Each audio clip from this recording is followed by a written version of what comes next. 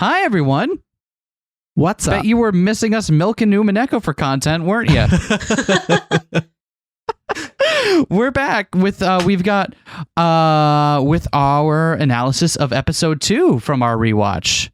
Hopefully at this point you've seen the original video we did going over our theories for episode 1 after finishing the question arcs. This time we've got a new guest to help us through episode 2. That would be Mushroom of When We Cry Pod. Mushroom, say hello to the people. Hello to the people. I'm waving. I know, even though nobody can see me.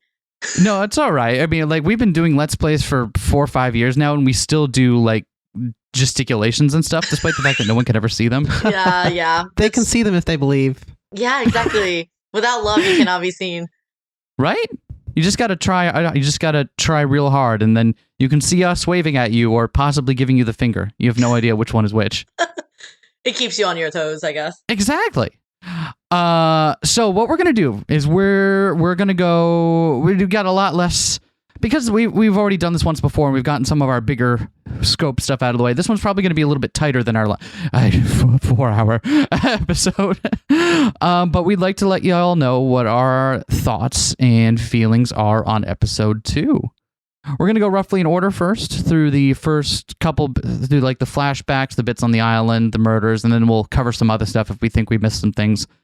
And there will be, as usual, there will be timestamps in the description below, or if you just hover over the bar on your YouTube thing. So you should be all good to skip ahead if you want. Wow. All right. Are we all good here? Yeah. We all ready to do this? I hope so.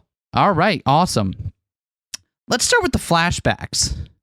So because the chapter begins with a handful of flashbacks, and this is stuff that we don't have any reason to doubt, really, because it takes place outside the confines of the game board, which are the only moments we're meant to be like, well, you know, when the island is closed off from the rest of the world and witches rule and all that stuff. So and yet we see some magic going on. And yet we do. Some trickery. But we don't have reason to doubt that, like... what was it? Beatrice confirms in episode 4, right? That the setup for the game board is the same every time. So this is all like historical stuff that no matter what we do is always going to inform our positions on the characters. There's not a whole lot that is like super big revelations here. Like we have George and George and Shannon going to the aquarium. But we already suspect Shannon's kind of sad about the whole thing. For different, like she's clearly depressed and unhappy. That's not hard to figure out, I don't think. I think some of the most interesting stuff comes in with the scenes with George and Shannon and Jessica, where the three of them are talking about their love lives, right? Mm-hmm. And relationships. Yeah, that's where we start to get into some of the really interesting stuff. IMHO. We kind of get to hear George's whole ethos, right, for what he thinks a relationship is like. And it's really hard to see it as anything other than him just wanting a wife because he thinks he needs a wife. Mm-hmm. If that makes sense. He just needs to be wifed up, you know, that's what Eva kept telling him about, you know. That's part of being a man. That's part of growing older and building your castle, right? Is having a wife to turn home to, and for some reason he's infatuated with the family maid. Yeah. Speaking about family maid and their age and stuff, I recently was basically looking through everybody's age, and I completely forgot. Once again, be reminded of the age gap between Shannon and George. Incredible, right? It's appalling. And, you know, if we basically take this backstory, or this like, I think it's supposed to be 2 years ago, this would mean like she was like 14 and like he was like 21. Right? Which is just like, I've got so many. I mean, let alone the fact that at that age, Shannon isn't really capable of knowing like what kind of long-term relationship she'll want. She's still an adolescent. She and hasn't really seen much of the adult world yet, and she's out here thinking that, and she's out here being presented this version of an adult relationship that she's in no way prepared for. Mm-hmm. Right? I mean, let alone the fact that we think she's also probably pining over Battler, but for other reasons. Oh. Because, coming back to the whole 6 years ago, you'd promised you'd be back thing. It definitely seems like Shannon has gotten a case of the puppy love over whatever Battler did. We don't have any bigger theories on that, by the way. As far as I know, Battler just came in and just, danced a funky move and left, and now everyone's going to die. Wow. I mean, that's one way to leave an impression. Have you seen his dab? It's so rude. I could have. Yeah, exactly. Who could forget a face like Battler? Right. It's oh my god. Don't even get me started on Battler. Battler. But yeah, other than that, the only really important stuff in the team just seems to be Shannon is really depressed. She can't look at the ocean and see blue. All she sees is gray. That's kind of like what we got from it the first time. So. Mm-hmm. And then it comes back later. It does come back later, which is why I wanted to harp on it, because it becomes a refrain later on. Yeah. That she can now see the ocean as blue or something like that. I did want to circle in though on Jessica's fixation on relationships. Mm-hmm. Because it seems like she's got this really driven vision for what a relationship is supposed to be like, right? Got there.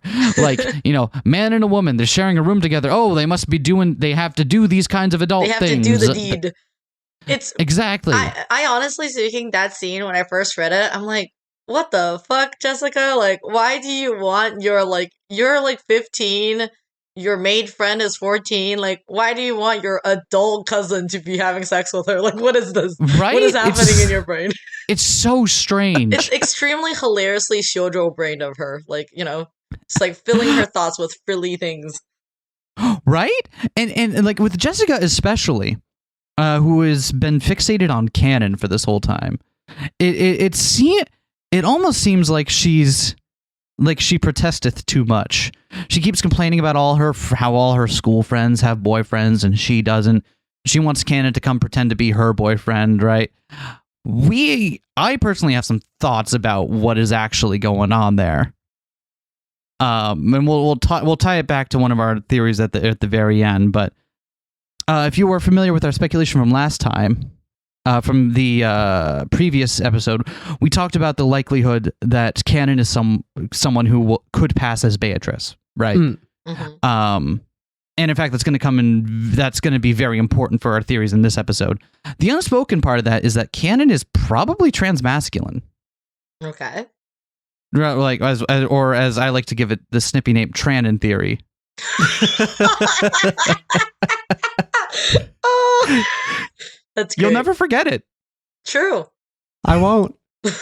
Now, again, I'm not saying the game kind of plays a little fast and loose with this, and I could just be reading into it, but too much. But it almost seems like Jessica's overcompensating because she knows she feels something different.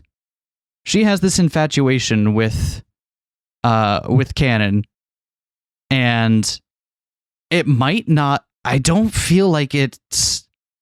It almost seems like maybe she's not straight. And like she's just like I know, don't light me up. I know I'm conflating gender, sexuality here. I get it. I understand. I'm trans. I get it. But it definitely seems like Jessica's fixation on Kanon, if we are to read Kanon that way, might be something entirely different. And of course, Kanon, to play the boyfriend, has to show up wearing this, huge coat at her school, right? Covering any identifying features of his body. So it's like, interesting. It's funny that you say that, because I have another friend who's also on his first read through of Umineko, and he's also on EP4. And I remember one of the first things he said to me when we first encountered Jessica is he turned to me, he's like, "I think Jessica is a lesbian of some sort." And I was like, "Where did you get that from?" He's like, "Vibes." And I was like, "You haven't even you haven't even gotten to first murder yet." And he's like, "But this is just vibes. Vibes. I mean, we pegged Jessica as queer, mostly as a joke at first, but like it's seeming more and more not prescient. a joke anymore. You're right. It never was a joke. Oh no. Oh man. Oh man. So I mean, that's why I wanted to focus on those scenes, because it really feels like it's cluing us into like some of the actions of the characters. We also get the point where like, who was George supposed to like? Ava comes in and is like, oh George, or Shannon, don't be taking George, he's out of your league, and talks about how she's been setting George up for with people possibly for marriage. And we don't know the extent of that. Like, if it's just like, here's some marriage meetings or whatever. Here's some women. Have you considered them? Yeah, he's got binders full. Yeah, exactly. And we don't know quite the extent of that, but at least by the time the game board starts, it doesn't seem as if there's anyone else that George is currently attached to. Yeah. And we're led to believe, obviously, that's because of magic, but it seems like a weird thing for Ava to drop, especially given how much... One of the first things that happens in EP1 is, like, Eva shows up and meets, like, Battler, and he's like, oh, Battler, have you been seeing a lot of girls recently? Like, you are probably really popular, unlike George, who's never gonna find somebody. It's just like... just being... Right. Ava clearly has George's future planned here, right? Yeah, and she thinks George has nobody, It's pretty fun. Yeah, despite the fact that she clearly knows about Shannon's weird feelings for... I hesitate to call it love. Maybe infatuation. Yeah. It's like it still feels like that someone as sheltered as Shannon seems to be doesn't really have the context necessary to enter that kind of a relationship with someone like George, who's not only much older, but like has a different fundamental view of the world and a different place in it. Yeah, I mean, and Shannon works for him and his family. Yeah, exactly. Like, she just gets cornered by a man who's like, I like you, and maybe it's very easy to conflate these type of feelings of like, oh, somebody noticed me, do I notice them? Like, exactly. It feels like one half of this relationship is a teenager going through teenage experiences of love, and another is an adult who's been in the adult world for a fairly long time at this point, feeling something different. But that's just my 2 cents. Well, you're gonna cash that 2 cents out eventually, right? Vivian, you've been kind of... Did I cover everything we got in this one? Is there anything else you want to add on George, Jessica, and Shannon in these flashbacks? George and Jessica. I know we got some other stuff in the flashbacks we want to talk about, but this is a dumb one, but my brain has been focused on it for quite a bit. Namely, that we get in chapter 3 that Kuadora and Beatrice is talking about wanting to go see an aquarium in the scene before she dies, and then the date here is to an aquarium. And I don't know if this is a real thing or if it's really just because it's coincidence, and also there's a bunch of stuff about the sea and all that shit, but fuck. You don't just go to an aquarium by coincidence all the time, I guess, do you? Maybe. I don't. What if there was a cool aquarium? I'd go. What if there was a zoo aquarium? I wouldn't go. You don't like zoos? Nah, it's the fish know they will die someday. We're all gonna die someday, so you better see them before they die, One important detail I would be loath to miss. Shannon knows how to drive a motorboat. Oh God, I forgot that. What was that mentioned? So it's mentioned when the nameless narrator is going out to the island to smash the mirror, right? Now, again, we're not given a name at this point, and we're meant to assume it's Shannon. But the way she talks about it later really does make it seem like it's her. I can't tell if this is a feint or if it's actually someone else. But there's nothing other than my own suspicion to indicate that it's a feint. And I don't think it gets us anything at this point, so... Interesting. In conclusion, Shannon knows how to drive a motorboat. Beep, beep. I got my boater's license at age 10, so, like, that's perfectly reasonable. I'm fine with this. That's so cool. What a nifty little trivia. Yeah, there you go. Couple other important things in the flashbacks that we wanted to hit. We see a lot of scenes of Shannon clearly summoning Kanon. What do you mean by clearly summoning? Like Kanon appears as if out of nowhere, vanishes back to nowhere. You know, it's stuff like that where it given the context we know about how the characters are able to summon other characters and create them as kind of like consciousnesses within their own mind that they can talk to and stuff. It's pretty damn obvious. Obviously, with the first time, we don't know the signs and we don't know what to make of it other than Kanon be very stealthy. But it's strange because it seems like that would mean Shannon has a reason to summon Kanon at this point, right? Well, yeah. And this is a cup. Go ahead. Oh, I was gonna ask. So, as the theories that you have presented to me before, you say Kanon could be a real person that's impersonating a Kanon that might have died before. But yes. But my question is is this Kanon an imaginary Kanon? Or is this the real Kanon? Or is it the Kanon who's impersonating the Kanon? So, for our viewers who might not have seen, I don't know what order these are going out, but we talked about this briefly on the second podcast episode when we went on When We Cry Pod. Thank you again for having us, by the way.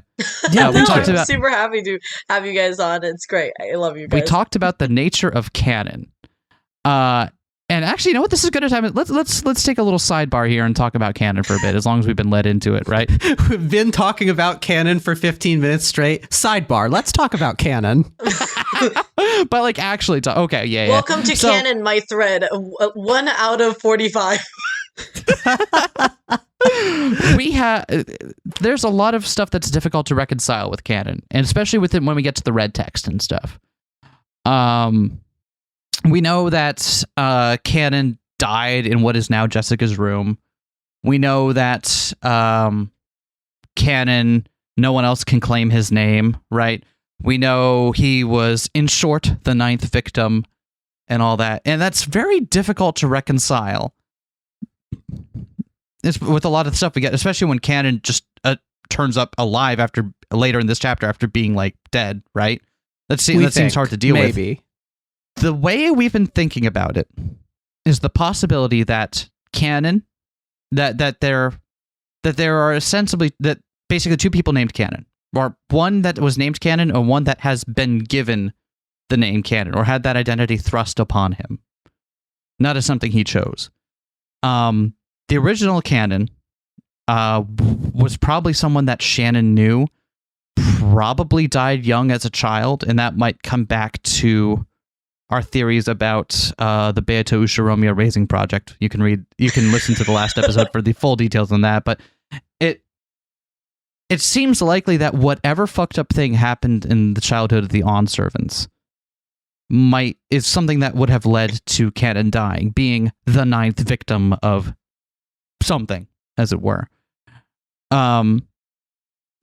And if that's the case, and we do see, and that kind of makes sense if Shannon is then summoning Kanon in some of those flashback scenes we see, because it seems like Shannon was unable to let that loss go, and that she's trying to cope with it by creating this fictionalized version of someone she once knew to kind of stay there along with her.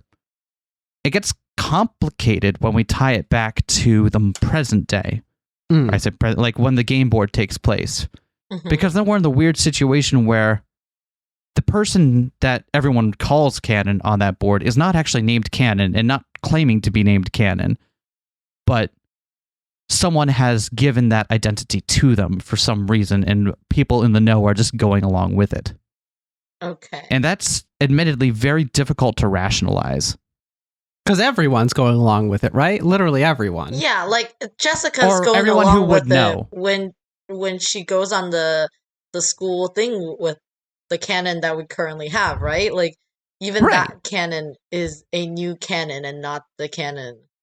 And it could be that the Kanon is like that masculine identity, right? That could be one explanation for it, and that Jessica, but it's very difficult to make that work. However, if we can contrive some situation where the person that is called Kanon in the game board is indeed not the original Kanon, but is indeed someone who has had that identity thrust on him, then a lot of the murders become very easy to solve. And in fact, that's a minor spoiler. That's a lot of what we're going to be doing.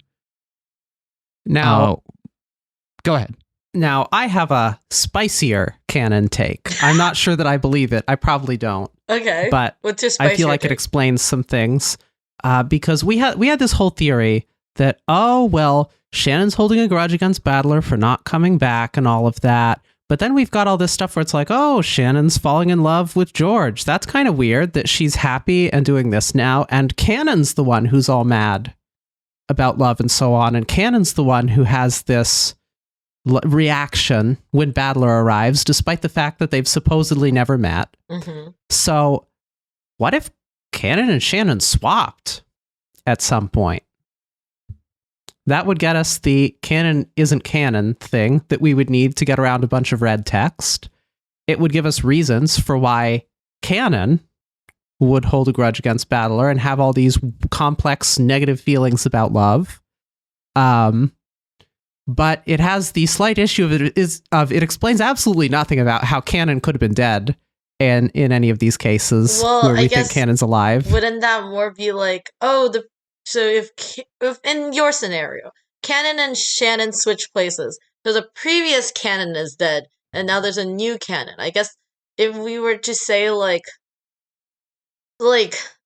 not to make this too trans, I guess, if we are already going down this road, but like, you know, like this is the Kanon is a dead name of Shannon, and Shannon will be a dead name for Kanon, but then there's a new Kanon and a new Shannon.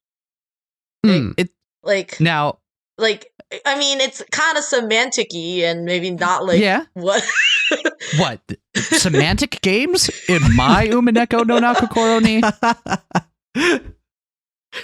more common than you'd think. Yeah, but I mean, like, it really depends on how much you believe that, like, you know.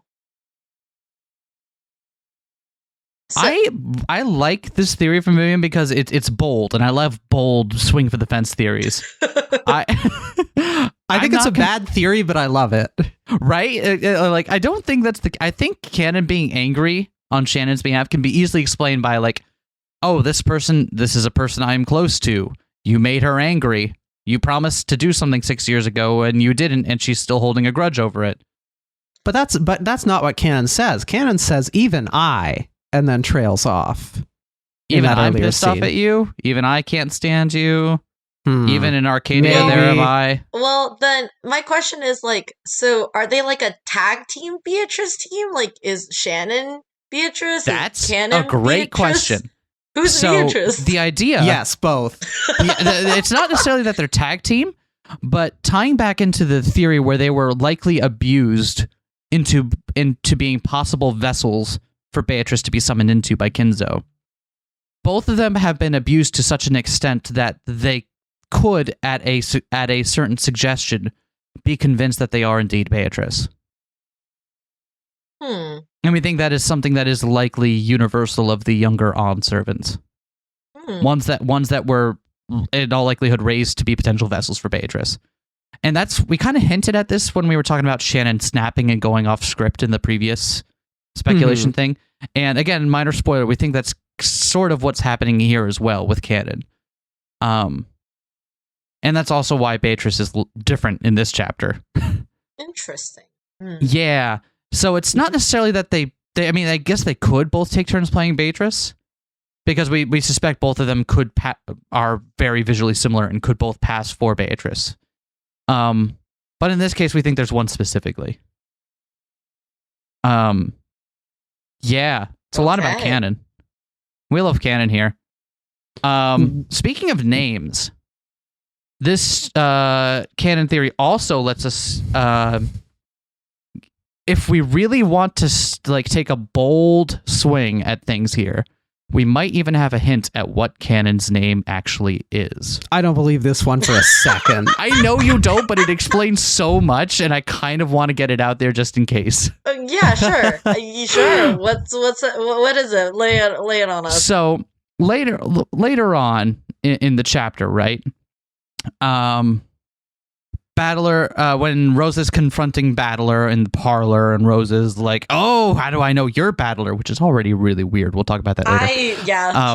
Haunts me. Yeah. And it's like, "Well, how do I know you're Rosa?"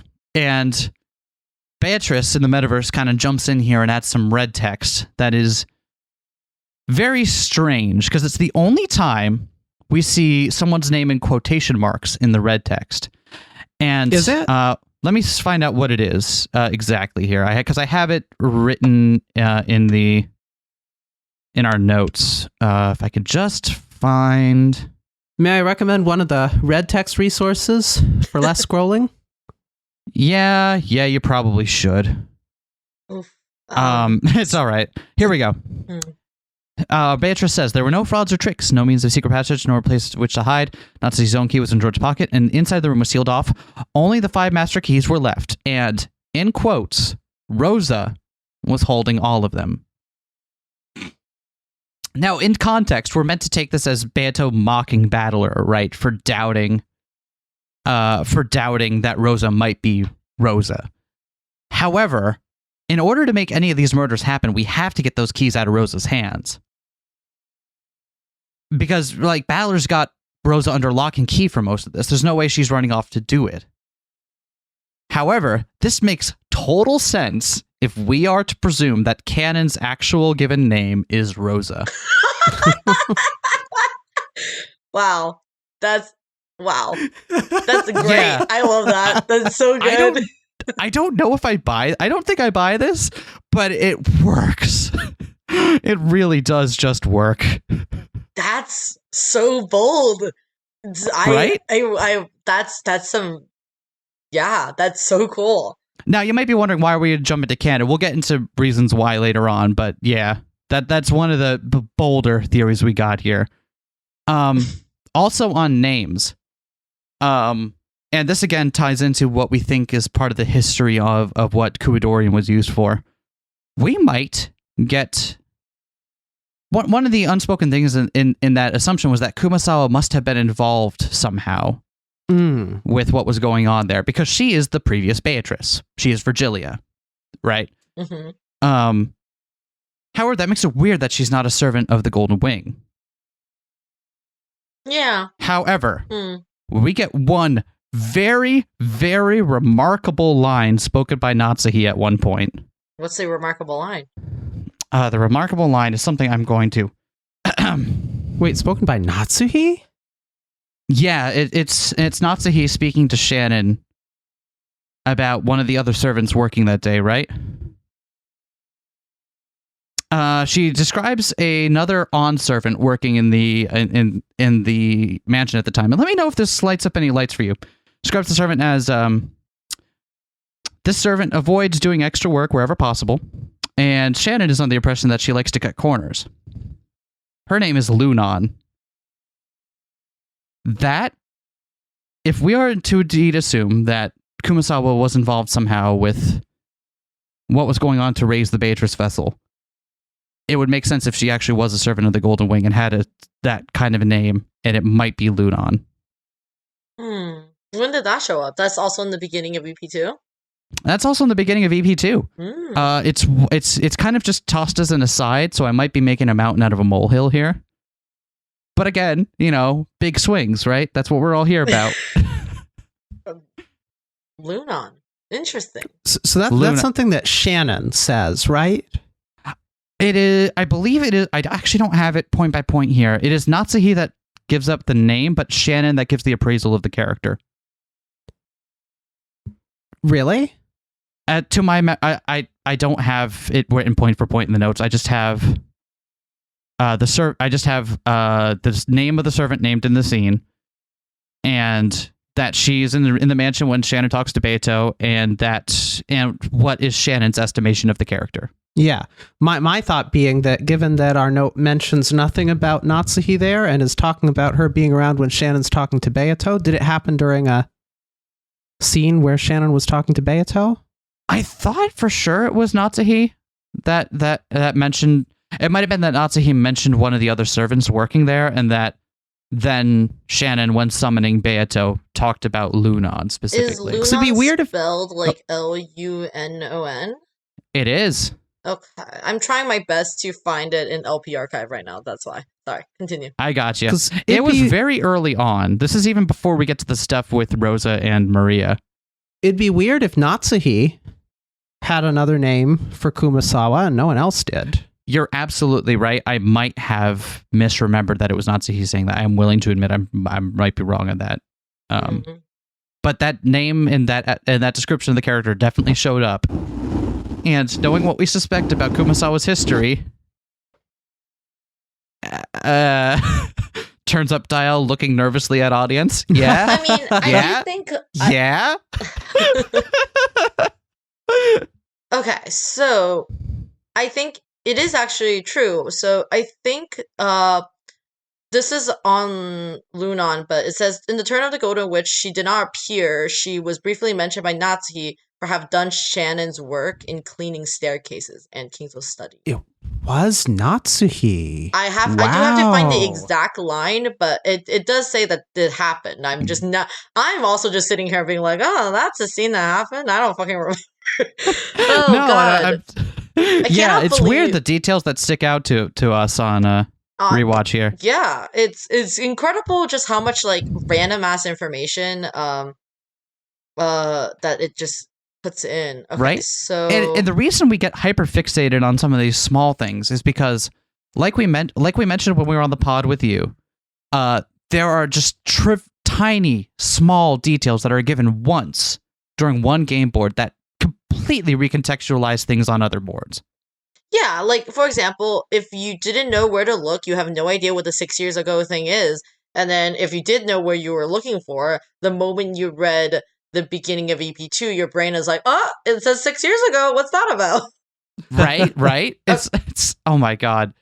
And yeah, and it's just like those. That's why we kind of make a big deal and get fixated on these tiny details, is because we have no idea when some of these are going to become meaningful. True. That is a very horrifying stance about Umineko. I think I joked about this many times, and I still stand by it, which says that, once you finish Umineko, you unlock Umineko 2, where everything is weirder and funnier and sadder. But yeah, so right? I feel like we're almost cheating. It kind of feels like it is. We're reading Umineko 1.5. So right now I posted in the chat, which is the exact point they mentioned, Lunon. These people who did the LP archive spelled it Runon, but it's the same. Okay. But, yeah, that's a transliteration thing. Yeah, exactly. Okay, yeah. So you either L or R, that doesn't really matter. But so, well, the thing is like, why would Lunon be like Kumasawa's name? Because, like, in a way that we know that Kumasawa has been working there for a long time. Battler even says that he knows Kumasawa back 6 years ago when he was there, and everybody has always known, like, Kumasawa as Kumasawa. So, yeah, and that kind of comes back to our discussion about names, because I'd like to answer your question, because it's going to be a tangent, by pointing out one other observation that Vivian had. Okay. Oh yeah. We'll see. What was it? Wow, what was it? What did I observe? Tell me. If the history of the island and what happened in Kuwadorian is even roughly what we estimate it to be, why the hell would Shannon have a real name, Sayo, and not just be Shannon? Right? What do you mean? What is the purpose of having a child naming them Sayo and then being like, no, actually your name's Shannon, you are going to be, this is your role now? So to explain, there's the whole thing with Kinzo renaming the servants, giving them their Servant of the Golden Wing name and all that. And on our theory, they're all being rather abused and so on and dehumanized. So it's odd that we would humanize someone in the first place by giving them a regular name. And the comments about school and things like that as well, and education, and then those comments being that Kanon had schooling through elementary school, but no later, it looks like. And Shannon mentioning education. Which makes sense if they started working at the mansion at age 10. It just sits weird with a theory that, oh, this is all a control thing, stripping away their names and their humanity. They're just But, like, furniture. they also have real names. Like, you know. Yeah, they do. Yeah, like, for example, Jessica's super, super on to Kanon about asking him about his name every single EP. And, yep. And, you know, like, I'm pretty sure Shannon does offer her real name in the CP, right? Yep. Yeah. Yeah. Yeah, what's that about? So why it seems like giving them the odd name is kind of like a way of stripping them of some of their humanity, reinforcing their role as furniture, right? Mm-hmm. But so if they were already raised in that scenario, why even give them a regular name in the first place just to take it away? Mm-hmm. It just seems like you've already established that control over them, right? What more do you have to prove? Okay, I was gonna ask a question. Have you guys known where both, like, okay, I know you guys have the whole, like, Beatrice raising project, but do you guys know what the place that they lived as is called? Like the Fukuin House. Fukuin House. Okay, so Fukuin House in Japanese is basically it's Fukuin, and Fuku just means like blessing or happiness.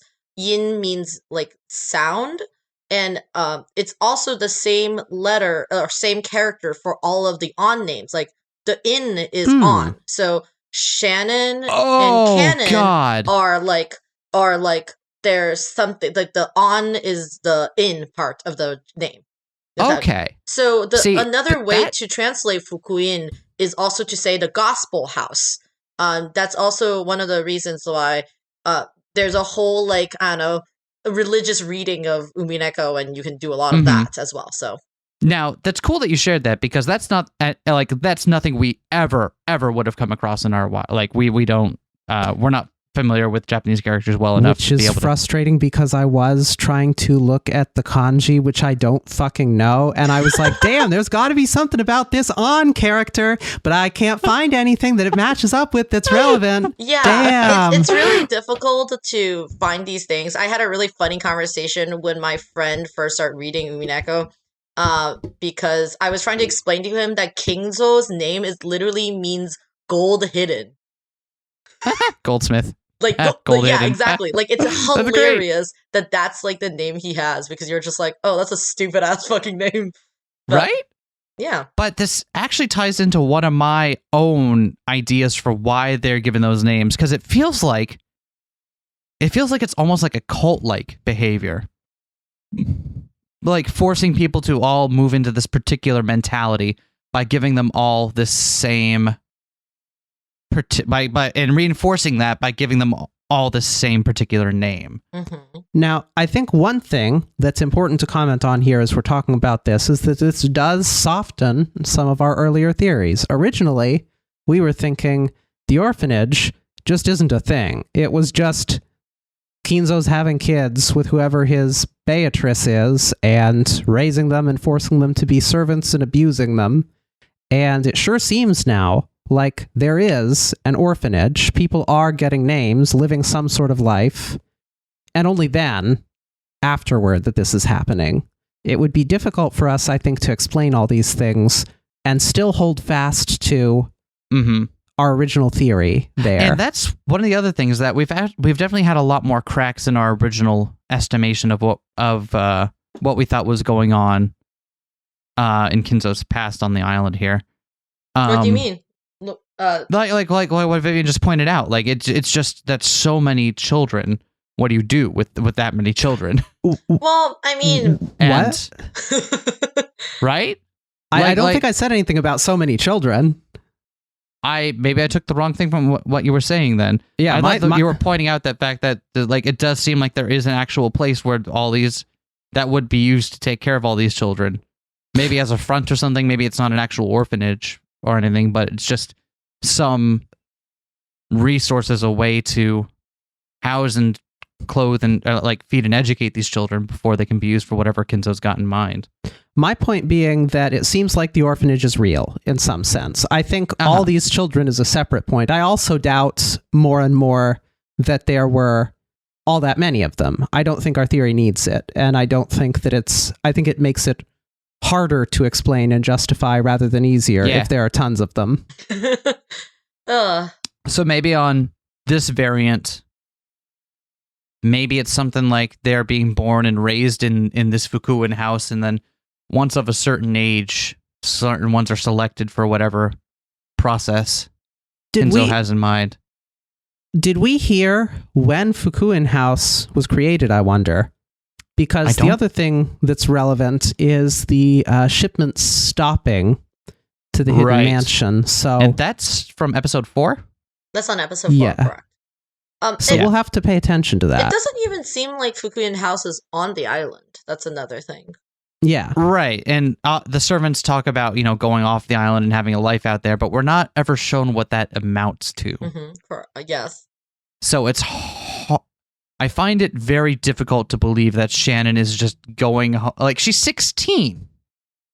Unless she's an emancipated minor, like, she's not going home to her own place. And it doesn't seem like she's going home to a family that she never talks about. I mean, it's called an orphanage for a reason, Right, exactly. Like, she must be going somewhere if she's allowed off the island, and it seems like that must be what it is. But it's a whole lot of difficult stuff to grapple with. I'll have to go find if there was any conversation about the Fukuin house. It must have been in EP1. I've been doing a lot of reread of EP1 because it also gives you the whole history about Kinzo, which is a conversation that never comes back again. Because there's a lot. Front loads his stories, and the thing is, you never know how important it is at the time. Yeah, and then it's crazy because I'm just like reading all this, and like he's just like telling all this like history and Japanese war and how this man profited from like a war, and you're like, what the fuck am I reading? Like, what is this? It's like I completely forgot about this in my 200 hours of reading. Yeah, it's just, oh my god. And some of that has made its way into our ideas of what the shape of Kinzo's history might be, but... Okay. Anyway, we're getting very far afield now of Chapter 2. Yes, okay. But I'm glad that I was able to give you the idea of the Fukuin house, because I think that's something that's harder to tell, especially if you're reading in English and they never really give you any ideas. And again, that's the kind of thing we would never have picked up on, because it's just the translation thing. Yeah. And that's just the unfortunate thing of reading it in translation but not being bilingual. Yeah, and I think there's another thing that was mentioned, that all of the names that like Shannon, Kanon, or Lunon even specifically, so like on or n or like the ne are all like in. So they're like all a part of like this voice or sound part of the word, and they're supposed to be blessed names. I don't know if that gives you any idea what that fucking is supposed to mean, but like that's the idea. Like, you're at a religious-y orphanage that's funded by the Kinzo man, and somehow they give you these blessed names. Don't know what that's I think it's very telling that in this chapter we get the sentence, Shannon is furniture, Sayo is not. Yeah. So I think, and again, this is something that we kind of were dancing around here, is that part of that almost cult-like, I guess religious, but like indoctrination would involve receiving a particular name, and once you've been fully indoctrinated and ready to receive that role. Servitude. No matter what our theory is, I think it requires a lot of the kids going through that to have been abused and indoctrinated to think in a certain pattern of ways for our theories to work. And no matter what the shape of it actually is, I think that's a very safe bet.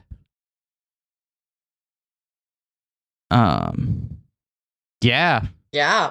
Whole lot of fun stuff there. I know. Is there anything? Jessica, sorry, continue. No, go ahead. I was gonna say, is there anything else that you get that you folks have specifically for like the flashback section, or you want to talk more about Jessica? I feel like Jessica is canonically a Toho fan. Despite of the fact that Toho did not exist before Ryukishi supposedly set the time. I just calls them like I sees them. One thing that I found really interesting is we get a description of what I take to be summoning well before it's ever explained to us or named what summoning is. Okay, what's the scene? We have that scene where... God, we have the exact wording. Let me search.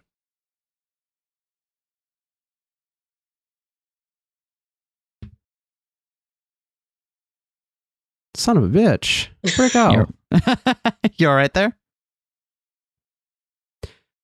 Okay. So we hear about Shannon dejected from being treated poorly, and after that scene where we think Kanon was being summoned, Shannon's standing in front of Beato's portrait, and she starts regarding the portrait as if it was the person herself. She spoke her mind inside her heart, and so on, and imagines Beato's response, and then the next words become a voice, and then Beato recognizes Shannon as human, and is like, oh, I may not differ much from the image of a detestable witch that you hold in your mind. And Beato brings up some things that had just previously been on Shannon's mind before. And it's like, okay, this is a great overview of how one would go about summoning Beatrice long before it's explained that summoning is a thing at all. Shannon here is dejected, feeling poorly about her misery, and imagines Beatrice to the point where Beatrice is real for her. And we kind of get that process of Beato becoming realer and realer over the course of the conversation, I think, at least. What do you mean by summoning? Like, is she, like, manifesting, like, Beatrice? Like, is Beatrice a person or is it she's like a conceptual idea? Like, or is she magical? She's just a magical being that shows up? I think it's the same thing we see with Angie, that summoning doesn't have to involve there being anyone there or any magic going on, but just being able to bring forth these personalities and so on within your mind, and yet they can't do anything that you couldn't do. As we hear in Angie's route. So to me, it seems like just a psychological thing going on for Shannon. Interesting. Yeah, I mean, that scene is a very, very, like, pointed, like, that's a very, loaded scene. The more you reread it, the more confused you get, I feel like. It's like, at first you're like, oh, she's meeting a magical witch, and then after you finish EP4, you're like, what the fuck is happening in this scene? It's like, who's Shannon? Who's Kanon? Who's this Beatrice? And she even starts from talking, like, one of the first things that she talks about is she starts talking about Adam and Eve, and now, like, humans were chased out of the garden, then became human, and, like, you know, like, they much like Detroit. Oh, God. Detroit. Sorry.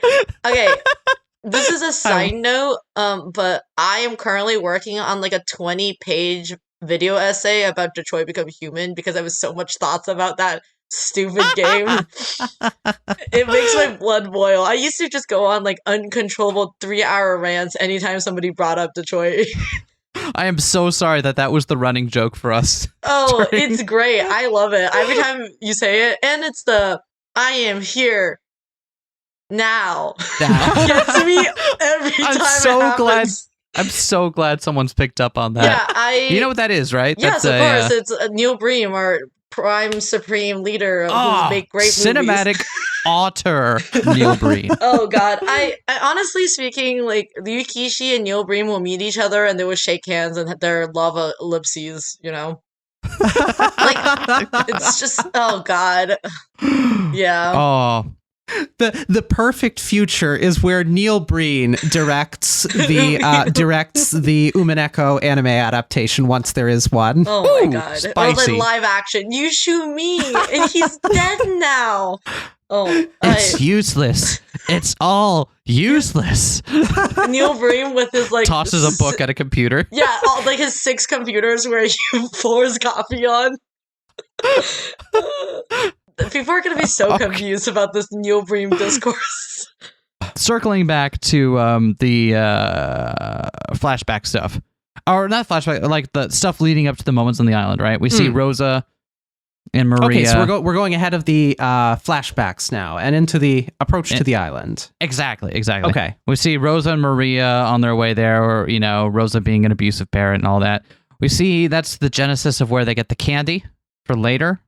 Let's be specific. Yes, the candy, the pumpkin candies that Maria has, it sure doesn't seem like they got enough candy for the murder scene. Right. So we've got two different sources of candy. We'll talk about that candy later because we got thoughts on that. But I think what's important here is that the game already brings up the idea of maybe it's not the same candy, but it's one that looks very similar. And I think that kind of important to figure out what Beato's trick is when Maria and Rosa get on the island later on. It's also strange because this is before the game board. So ostensibly, this also happens before every other game board. But for some reason, we only ever hear the effects of it on board 2. It seems like this would imply that on every other, unless our understanding of when the game board starts is wrong. Our understanding is that the game board starts, when the thunderclouds come and they hit the island. But it could also be just that calendar day is when it starts. But I was gonna say, while the EP1 and EP2 flight scene, like the airport scene and them getting on the island, seems really similar, there are slight amount of differences that make each of the EPs different from each other. It is very plausible to say that every time they get on the island, the thing that happens between Rosa and Maria does happen. The thing about the airport scenes was that it was hard to determine if it was different or if we're just being selectively shown different parts, different moments that is of also the same possible. whole. Yeah.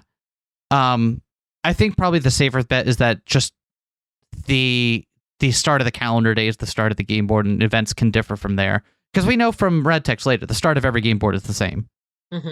So if there are if there are indeed differences before they board the plane, then that would mean the game board starts there. But then we also get Angie is unable to affect those events before Bad hops on the plane, remember?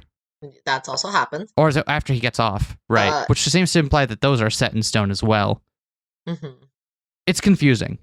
But the absence of the candies during other game boards is just strange to think about. I'm not sure Umineko mods to restore accuracy by giving all the sprites pumpkin candies in every arc.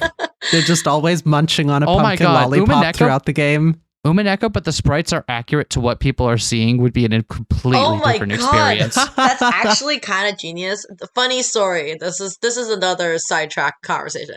I have been thinking about I've been thinking about doing a project series where you draw all of the Umineko characters, but with actual Japanese hair colors and exactly what they were supposed to look like. And the thing is and just or more, I don't know, more realistically of their age or something.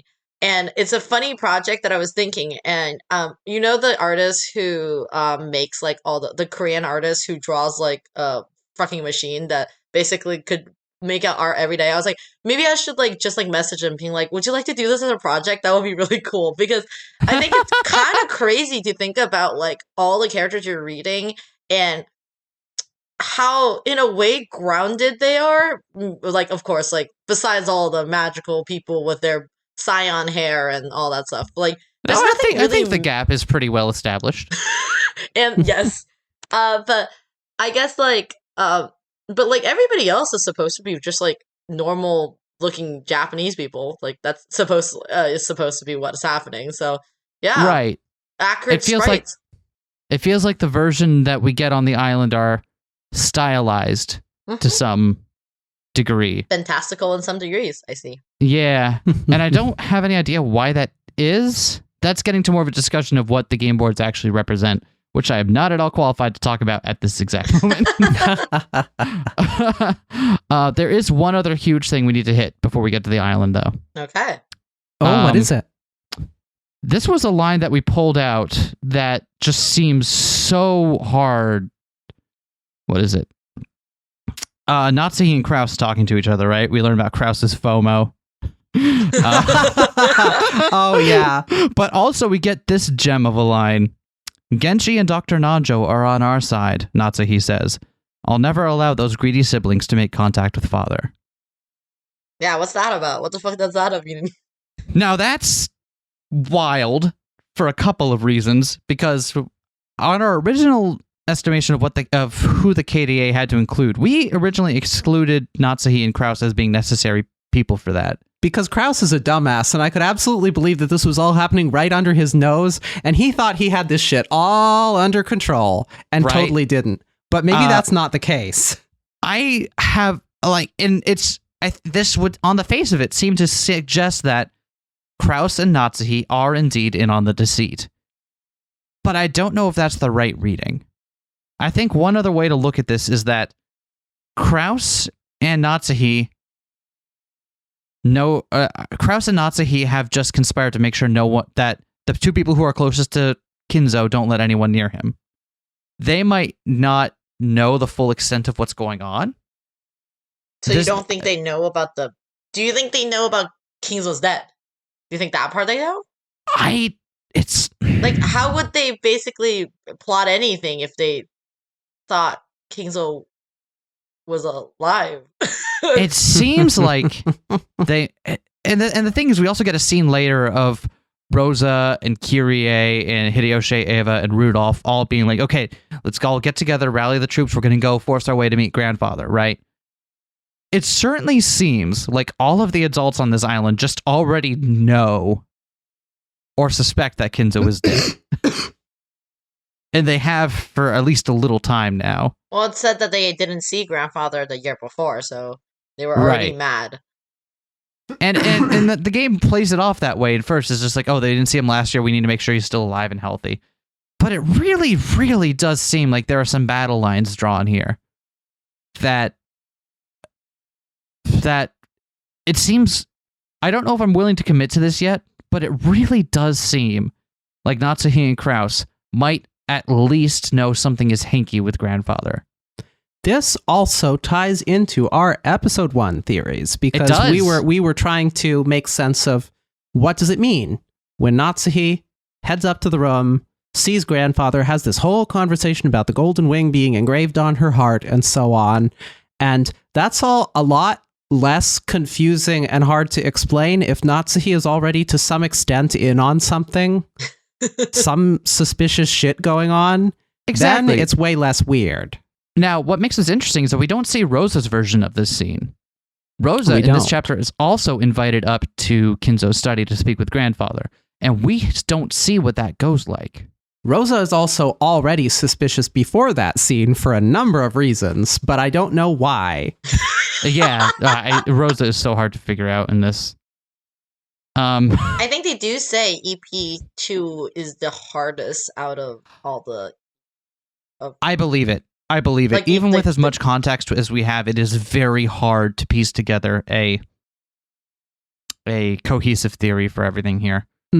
I've got ideas in disparate pieces, but it definitely feels like we're missing a key part of the whole.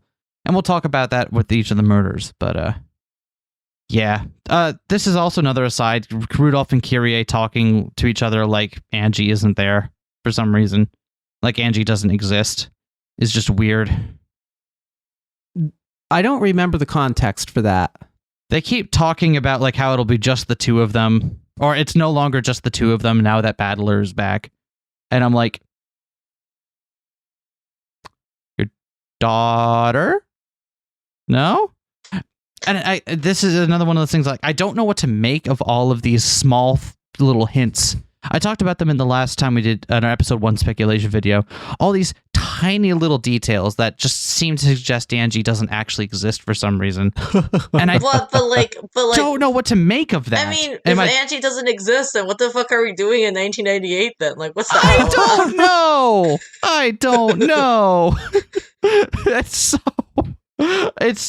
It's just all these tiny little things that I have I guess one explanation that maybe Angie is already estranged from her family at that age, but that seems weird. That doesn't make any sense. Angie's like fucking 6 years old. You lock your 6-year-olds everywhere, unless I guess she's puking, and then you leave her at home, I guess. Exactly. It's maybe they're just like in the sense that she's a child, so like not, but it's bizarre, right? It's like, weird Angie erasure, and you don't understand what it means.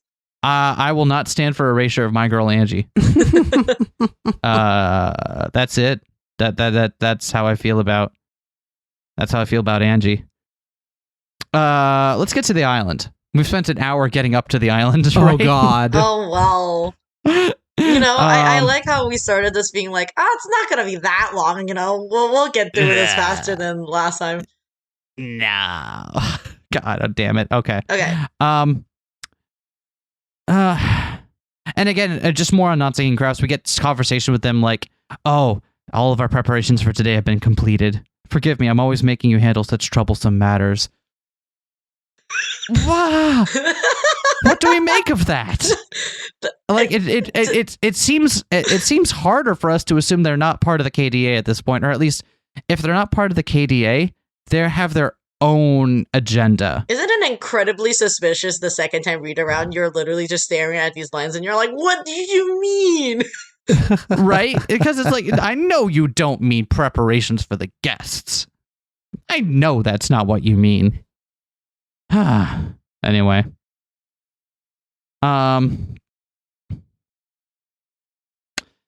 Yeah, let's just cut right to the island, right? Okay. Yeah. Maria and Rosa obviously getting there have a when they're in the Rose Garden, there's a big to-do about Maria wishing everyone a happy Halloween, giving out candy and all that, and Rosa being an abusive mother about it. One of the early things for our theory here is that we after that Rosa stays back in the garden with Maria alone, right? And Rosa berates Maria, crushes her candy and all that. We do know that Kanon seems to have witnessed this. As later on he comes back to comfort Maria, right? Appears from behind a thicket. This scene seems weird because it almost reads like maybe Maria is summoning Kanon, but I think that's maybe a bridge too far at this point. Yeah, because why would Maria summon Kanon? It's just summoning Kanon, you know. I think it's just Kanon was over there and saw this shit happening. Okay. Which makes sense because we suspect in this arc that Kanon is the key person playing Beatrice.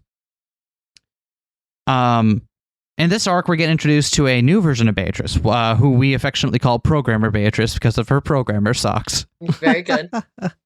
And this is very clearly delineated from the Beatrice in the silk dress that we see in Chapter 1 in the Metaverse. Because there's also scenes in this where we have both Beatrices on screen at once, which is just fun. That's a fun time. But it seems like I was gonna say, keeping track of which Beatrice is showing up for which scene drives my friend crazy. We had to draw it's so wild. Yeah, a whole ass chart for it, being like, this is when Programmer Beatrice shows up, and then this is when the other Beatrice shows up. And it's like, what does it mean? Now, I'm sure there are community names for all these different iterations of Beatrice, and I refuse to look any of them up. Oh, don't worry. Yeah. I like our versions better. Yeah, Programmer Socks Beatrice is the best. Yes, exactly. It's important because it's Beatrice that winds up approaching Maria and Rosa when Rosa is trying to reconcile later on, right? And Beatrice approaches them in the Rose Garden as things are getting windy and clouds. It's becoming overcast, right? The magic is starting to take root, as it were. There's thunder. No more common sense applies at this point. We know that Beatrice comes up and to them and produces and not produces. How do I put this? appears to magically fix Maria's candy. We know what's happening here. Beatrice just got one of the candies from Maria when Maria was handing them out earlier and is now just swapping them out. Mm-hmm. It's not hard to figure that out, at least. What's really interesting in this scene is Rosa's reaction to Beatrice. Mm-hmm. Because we know Rosa saw Beatrice die. Yes. Yes. And yes. She says nothing about that here. And in fact, while Beatrice in the scene, who we suspect is Kanon, based on the knowledge that Kanon got about their interaction earlier in order to make this scene happen, it really seems like Rosa is convinced that this person could plausibly be Beatrice. Which leads more credence to our fact that Kinzo is probably selecting for certain people in order to play Beatrice as a vessel theory.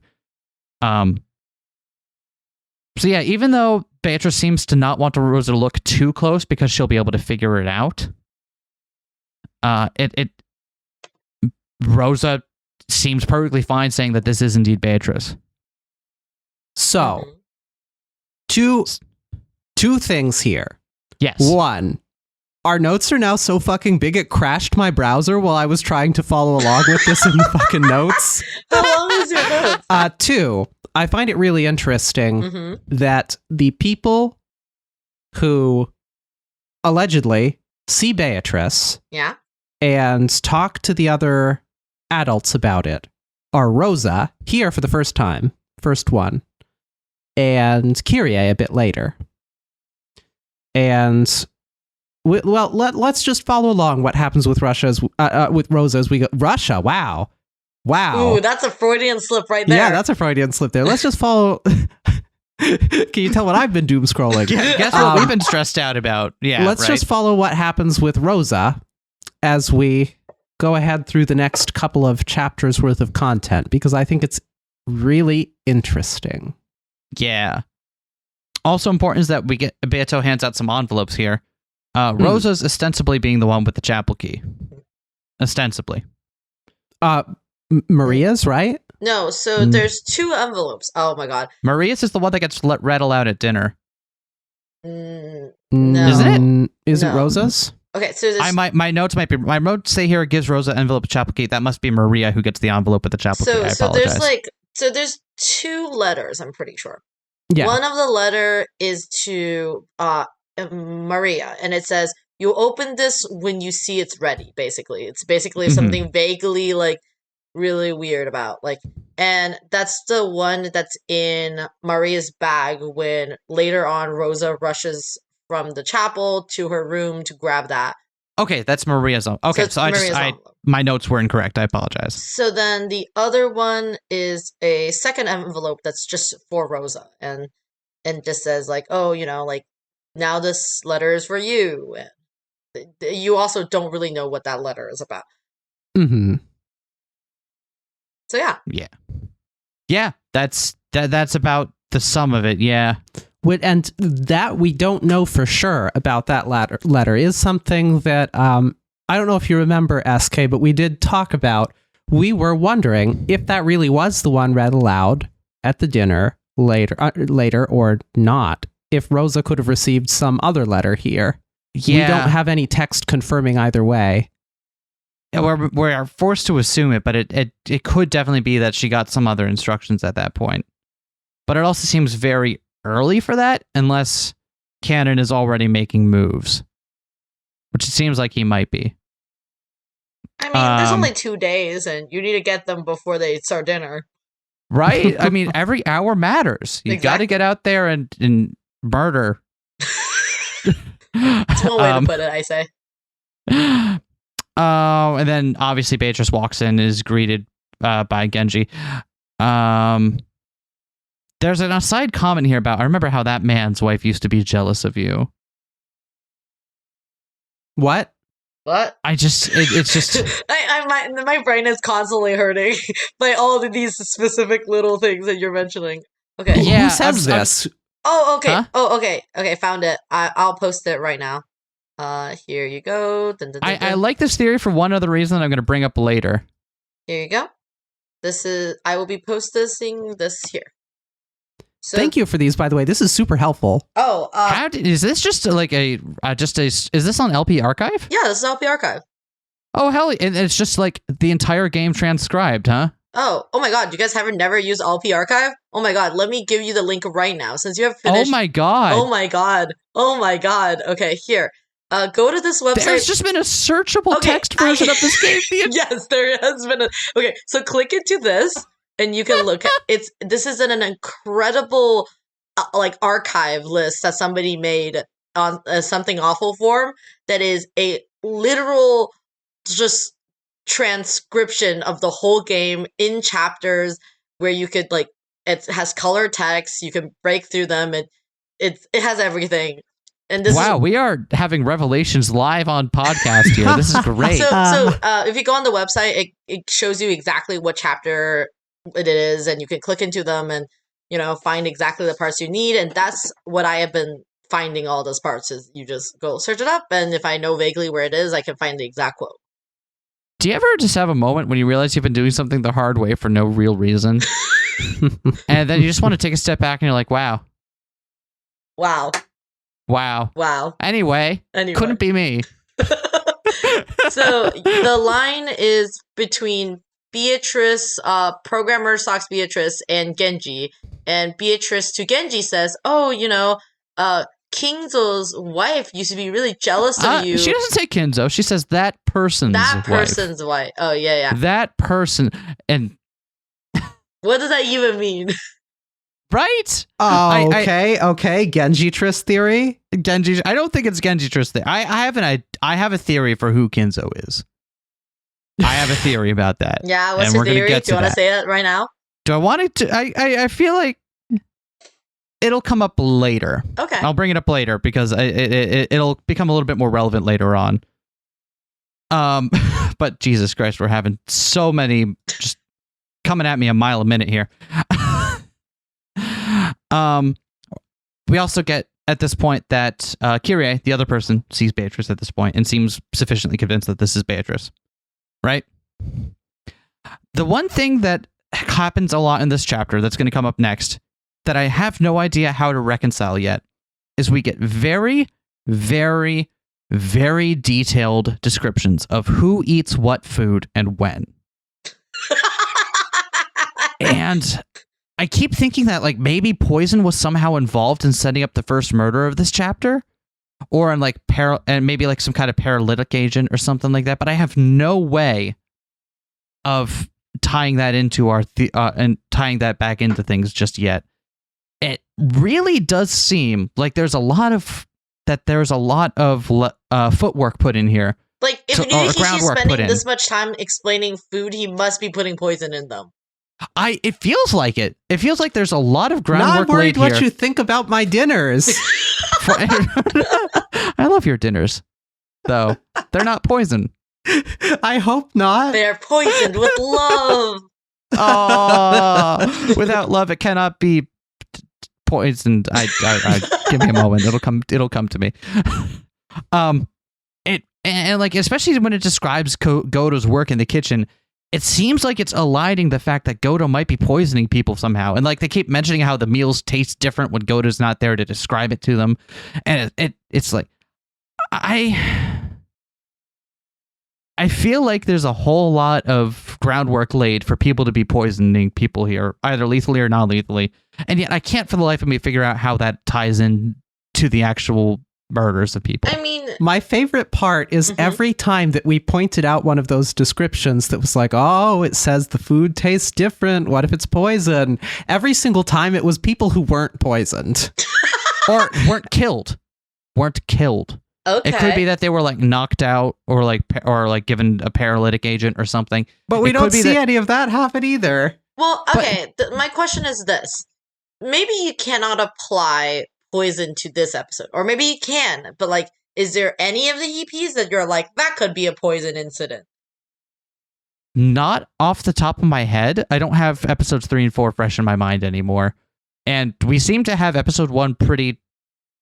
Oh, aside from the first Twilight.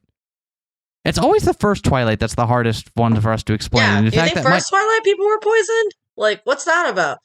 Like either that or given some kind of way to knock them out so they could be easily murdered. It's 6 bodies. Yeah, exactly. How do one murder 6 bodies? Let's talk about this. Yeah, how does that's part of it. Like, how does one person do that?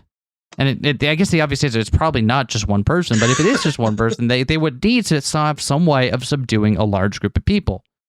How do you do that? Poison the tea. Poison the tea. Poison the tea. That's what it is. Poison tea, poison either food, that or small bombs. Or small bombs.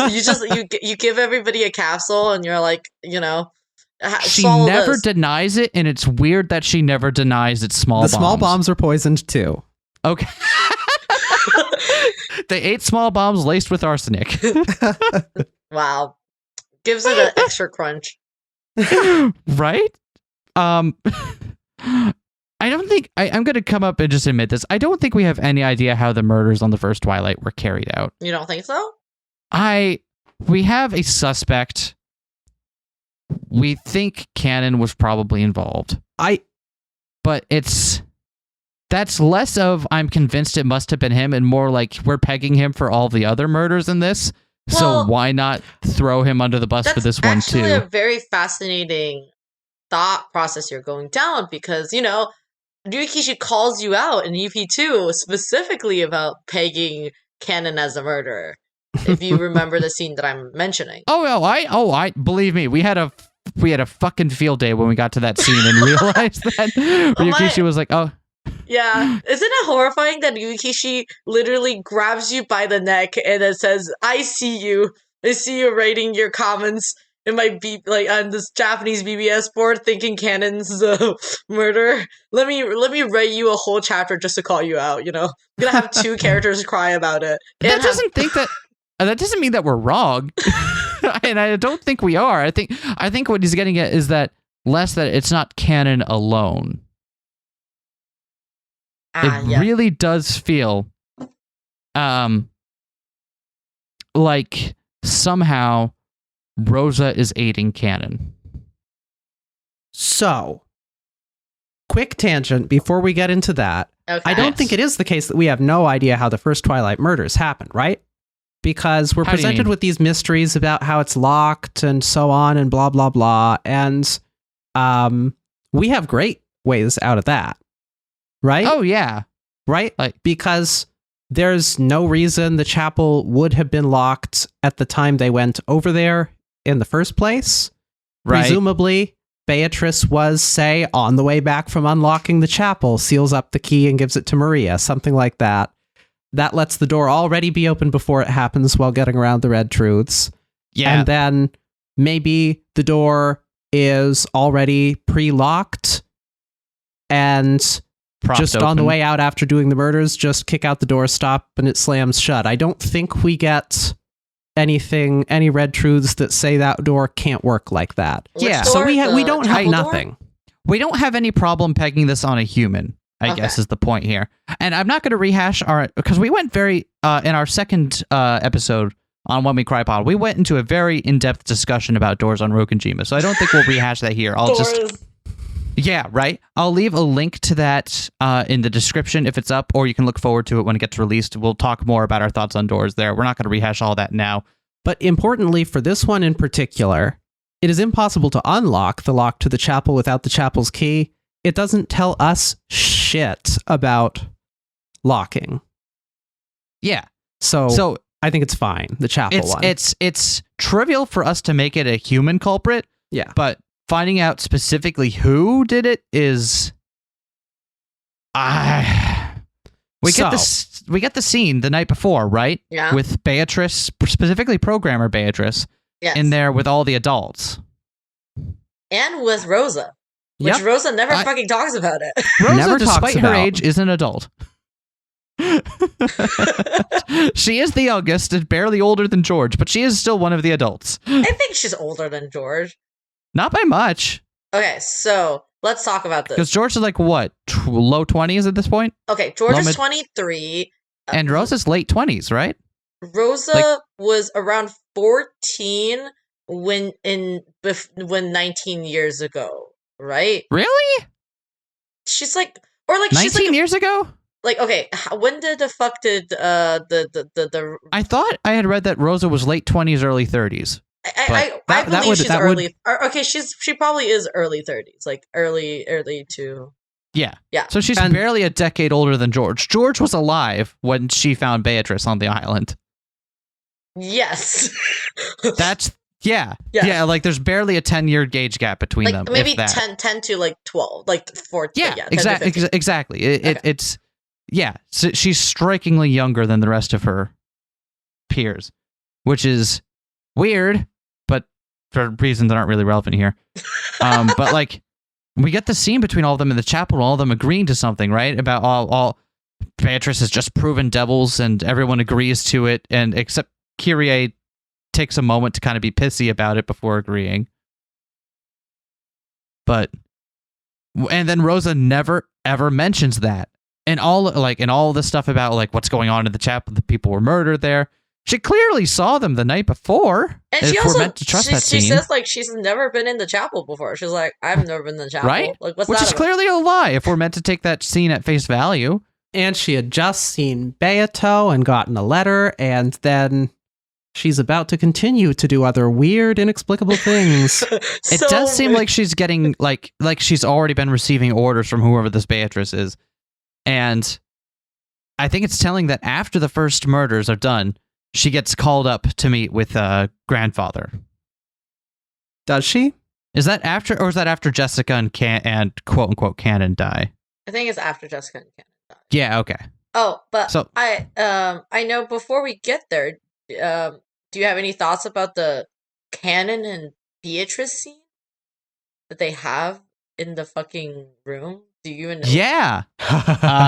Yeah. It's probably Kanon summoning Beatrice, or it's probably Kanon having like a bit of a either summoning Beatrice or having his will broken down at that moment. Kanon alone in a room, dissociating in tears while licking a shoe. I won't bow down to you, witch. It's specifically programmer Beatrice in that scene, right? Yeah. Yes. Here's the so it's Kanon definitely dissociating with himself. Then that's because we do see silk dress Beatrice later on. That is not here. Yeah, I think our explanation for that is if Kanon is indeed programmer Beatrice, Kanon is dissociating and having a breakdown. Okay, interesting. That's fun. Yeah. And it seems either Kanon was in. I feel frustrated that we don't have a specific group we can peg for this one. But I mean, there's a lot of very specific conversations she has with Kanon if you're going down with that line of sight. Because she says like, oh, you know, I was originally gonna she's like, oh, I was originally gonna kill Shannon and George. Like, I guess they're gonna get together now, so I'm gonna kill them because I'm gonna rip apart they're gonna be the second Twilight murder. And then Kanon's like, no, you can't kill them. Like all that stuff. No, you mustn't kill them. Yeah, exactly. And there's and then he like, and then Beatrice is like, oh, if you kneel now, I will hold back from choosing Shannon as a sacrifice, okay? And then that makes a whole lot of sense if Kanon is indeed snapping and kind of succumbing to that internalized abuse about who he was raised to be a vessel for. I think what we're missing here is the catalyst specifically that makes it happen, but I wonder what that is. Yeah, I wonder. I wonder. A couple of other details about the chapel murder, though. Okay. We mentioned a candy earlier, right? Yes. It feels like a lot of planning and foresight went into setting up this particular murder scene. Yeah, it's like a more elaborate murder of the first one. You know, the first one is just like they die in a shed. Like, right, you get a bunch of people. You don't need to do any prep for that. But to set anyone this up, can kill 6 people in a shed. That's a Tuesday. To kill 6 people in a chapel and set it up like a Halloween party, that requires forethought. That requires artistry. Yeah, that too. They had to have all the candy beforehand. You have to have a vision for this. Right. I can buy that they already had like Halloween decorations or what. Like they've got the Halloween box in the basement, right? I could buy that. It's a stretch to assume that in early October, they've already bought Halloween candy for trick-or-treaters to come to their isolated island.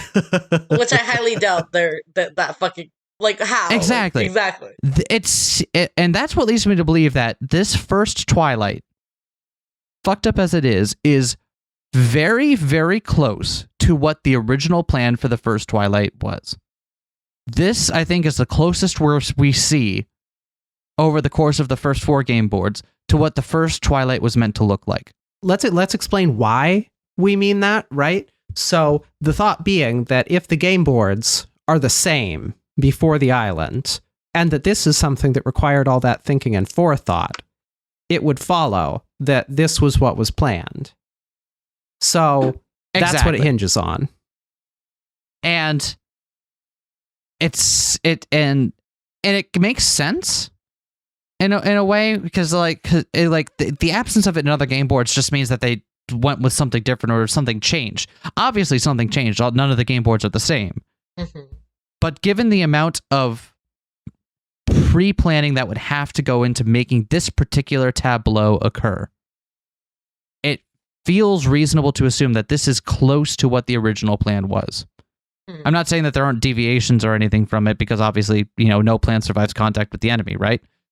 But it feels like that if we're ever going to get an idea of what the original KDA plan was, this is it. None of the members of the KDA die.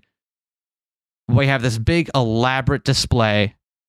And yeah, it says Happy Halloween for Maria, but you can easily slap that on later, right? That was painted on the outside. Okay, so I understand the urge to murder people. Murdering, that's fine.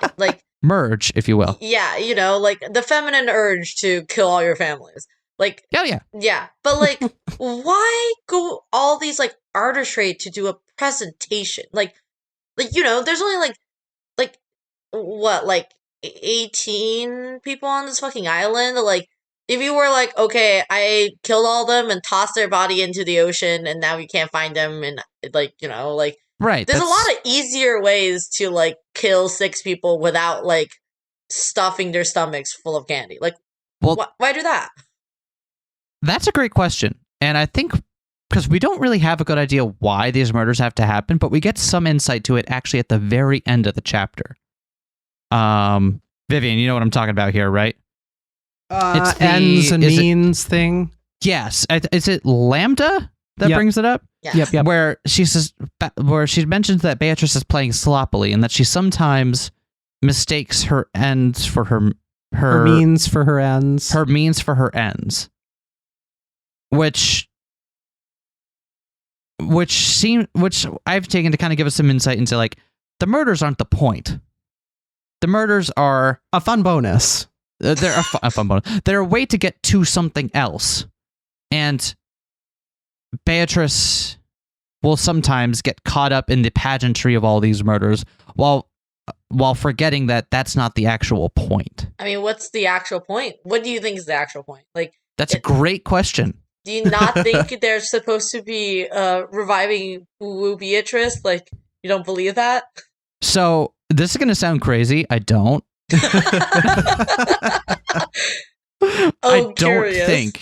I don't think the point of this is to revive Beatrice.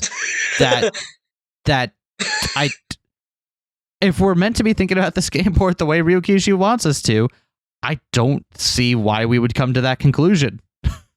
What I think is interesting, we get a bunch of different things that all seem to be somehow related to the motives and that don't quite fit together. So, right, on the one hand, we get a bunch of people are going to get murdered, and then stakes with stakes that represent a 7th sin, maybe. On the other hand, there's this whole thing where the murders have to be made to look magical, and Battler has to be told to just accept what he sees as he sees it, accept what's put before him. Everything has to be magic. People have to believe. On the other hand, we get this whole thing with Beato's grudge against Battler and how it connects to 6 years ago, and how it's because battlers here that the people die. On the other hand, we get the everybody has to solve the riddle. Why aren't you guys solving the riddle? It's the only way to stop the ceremony is solve the riddle. And then on the other hand, we get the final riddle of who am I? So I don't know how to put together in my head something that makes all those fucking things line up. Yeah. Right? Yeah. It's just... yeah, exactly. And like, you know, even when you solve the fucking riddle in EP3, I guess murders still happen, you know? Yeah. Maybe it is done by Eva, but like, you know, it still happened. That didn't fucking stop the murder at all. Right. It's like, yeah, they tried solving the riddle, it didn't stop it. Why would they need to resummon Beatrice if Beatrice is already there on the island? That's clearly not the answer. And this kind of comes back to our feeling that it really seems like the whole part of what the whole point of this is that Beatrice needs to communicate something, and this is how she has to do it. She can't say it. And trying to piece together what that is just a nightmare. I fully admit I've got no idea what the end game is here. Despite all the looking over and done and all the stuff we've done, I still have no idea what the point of it all is. An idea I had floated previously was that perhaps the riddle itself also, in addition to not being about really reviving Beatrice, isn't really about finding a hidden mountain of gold bars anyway. And that maybe what we're actually supposed to be doing there is figuring out something about Beatrice. Maybe that's what the riddle is supposed to lead us to. Beatrice herself in some way, shape, or form. And if that were the case, things might start lining up, but I don't know how. I don't have a good picture in my head of how. Yeah. What I love about listening to this is just like there's just a lot of various different ideas going around, and it's like and then this, but how do they connect? You don't know. It's standing in front of our conspiracy board with the red strings. This is the total Pepe Sylvia moment. You know, you just yell Pepe Sylvia and you know screams at board. I think it feels like it's definitely the case that the more we learn, the less we know. Right? Because like at the beginning of it, we're just like, oh, who did the murders? And now we're like, but what does it mean?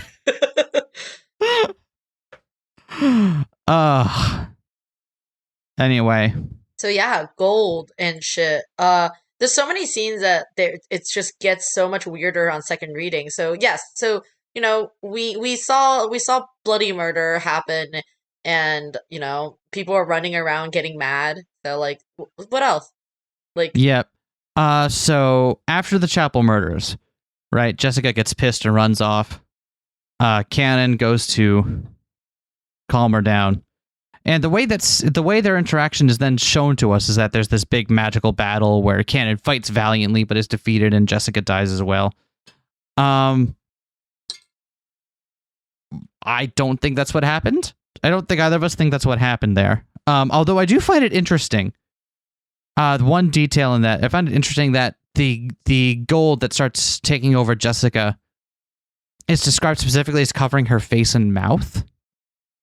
And we know that she was just using her bronchodilator. Oh, like she was blacking out? Yeah. So this is kind of a tangent here, but we keep getting like descriptions of like people seeing gold leaf, gold filigree, gold stuff ever. Like even in non-magical scenes, people will be like a hint of gold, see the gold butterfly over there. I think that just means they're actually magical. Vivian is of the opinion that is an indicator that the scene is just magical, and that we shouldn't worry about it. I can't help but wonder if there is actually some golden colored analog to what is happening here, like some kind of light, some kind of substance. I admit that's kind of like that's a stretch, but it's something I've been toying with in my head. Like, could this be the case? And it really seemed like in that scene that's maybe this gold is something that was used to poison Jessica on her bronchodilator or something. Maybe those like weird particles in there that's making her, instead of like helping her, it actually is like hurting her lungs and making her black out. Right? Maybe she grabbed the vape instead of the bronchodilator and was like, "Oh shit, wrong thing." Oh my god, I didn't mean to start tripping. It's like, oh, that was lace. Took a really hard hit right there. Oh, give you something to hold on to, and then falls over and stabs herself through the chest. And yeah, it's like, okay, so I think what we think actually happened there is it's probably the case that Kanon kills Jessica here. But something interesting to point out. Silk dress Beato shows up in this scene, right? I'm pretty sure. Is it in this scene? I thought it was later on. Okay, now I'm gonna break your brain. Are you ready? So here. If you are following with me, let me post you here. I think this is something that's highly debated even till this day. So everybody should look at this so you could see along. So the idea is that programmer Beatrice. Are these the PS3 sprites you're showing us, by the way? Yes. Okay. The LP archive has the PS3 sprites. So they're acceptable. Yeah, they're better than the other ones. The bikini sprites, the pachinko one. Yeah, those are the pachinko ones. Ugh. Yeah, a shudder. So the thing is that the programmer Socks Beatrice chases like Kanon around, basically taunting him. But when they get into the room, Jessica and Kanon locks the door. The silk dress Beatrice shows up. Really? Is that? Oh, you can look at the. Yes. I even have that in my notes here. It's silk dress Beatrice. So yeah. Now, what the fuck is this? Why? This is hard to explain, and I don't think. This might be currently above your pay grade to answer, I say. Yeah, I think...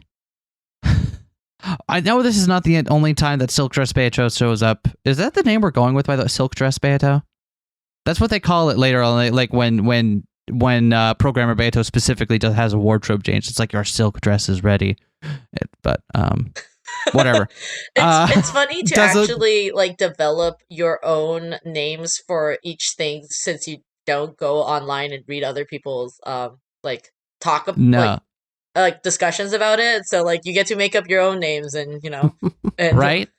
I can't really wait until like 10 months from now when we're done with chapter 4 and I get to see what everyone else thinks about this game. And I don't have to be in all my own hermetically sealed like bubble. Yeah, exactly. But yeah, the fact that it's original art Beatrice here, I have no idea what to make of it. If you got anything for this. On the topic of the wardrobe change, I really want someone to animate Beato's magical girl transformation sequence from regular-looking Beato into fancy silk dress Beato, except it's just a crying, naked battler furniture just dressing her for her while she's just standing there looking smug. Oh my god. So good. Ushirobiya Batola. I'm so glad you guys watched the anime because the voice acting is so good, even though the anime that is the one unavoidable regret of Let's Playing this game in the way that we do, is that we don't get to hear the voice acting. It is crazy. Yeah. But that, compromises must be made. It's okay. Yeah, so I've got no idea what to make of original art page. It's important, I'm sure it is. Maybe it's symbolizing that Kanon doesn't want to do this, or maybe it's meant to be that Kanon isn't the one doing this murder. All we know is Jessica winds up dead, Kanon isn't, and gets away. What if we're wrong about which Beato is which? What if Kanon was in the hallway talking to Shannon previously when Programmer Beato was chasing him around? What if Kanon's silk dress Beato? But Kanon was talking to Programmer Beato in the hallway. Yeah, in the hallway where it was fine. And then in the locked room where Kanon and Shannon are alone, silk dress Beato's the one that shows up. So what if we had it swapped? I think we do, because I don't... Well, let's go on to more because Shannon is under lock and key for a lot of the murders we're attributing to Kanon here. Maybe. Anyway, let's go to the stuff that we do actually have some firm stuff on. Yeah. Okay, because we don't think... I think the easy thing to go here is to say this is canon. It might not be, but like the only person that... who do we know is not tied up for this? Goda, I guess, maybe? Godatress theory? Godatress. Kumasawa is AWOL for a lot of this. Yeah, Kumasawa's AWOL in like the fucking beginning of the chapel murder. Like, you know, everybody else shows up to look at the bodies. The Kumasawa just like wakes up and comes back. It's like, oh, what you guys doing? Bitch, want some candy? Would you like some Halloween cookies? Yeah, it's like some cookies. It's like, oh, come on now. Yeah, exactly. And everybody's just like, what the fuck? Like, not okay. Too soon. And too soon, right? I think this is also cool because this is the first place where we get the D swords. The D swords. That's a great way to call them. I don't know what else to call them. That's what we're calling them. I don't think we presume that these actually exist, but Kanon drawing like a spectacular drew a large arc in empty space. Yeah, what do you mean by it doesn't exist? How is he and gonna there's a goat attendant here. Yeah. Right, oh yeah, so you brought up the picture. Wow, the goats are beefy in the PS3 sprites. Oh my god, yeah, they are. They're insane looking. What the fuck? Why are they so beefy? Well, it's because Ryukishi wanted them to be beefy, but then Ryukishi doesn't know how to draw bulging muscles. But so then when he told them to make the PS3 sprites, he was like, make them humongous, large. Really? Yes. Wow, Goat-kun, you've been haven't been skipping arm day. Because I'm pretty sure the original Goat sprite is like a servant body. So like it's like two different it's like the head is separate from the PS in the original, like the Ryukishi one. On a side note here, we get a whole bunch of stuff in this scene about Jessica affirming Kanon, being like, Kanon-kun has his own way of living. That's a noble thing, and it's something he gets to decide for himself. And Kanon-kun is Kanon-kun. And I'm not saying that these are phrases that come up a lot in queer narratives, but I'm certainly implying it. I'm going to certainly imply it very heavily and pointedly, and just, you know, holding up my small Tranon theory here and going, I just think it's neat.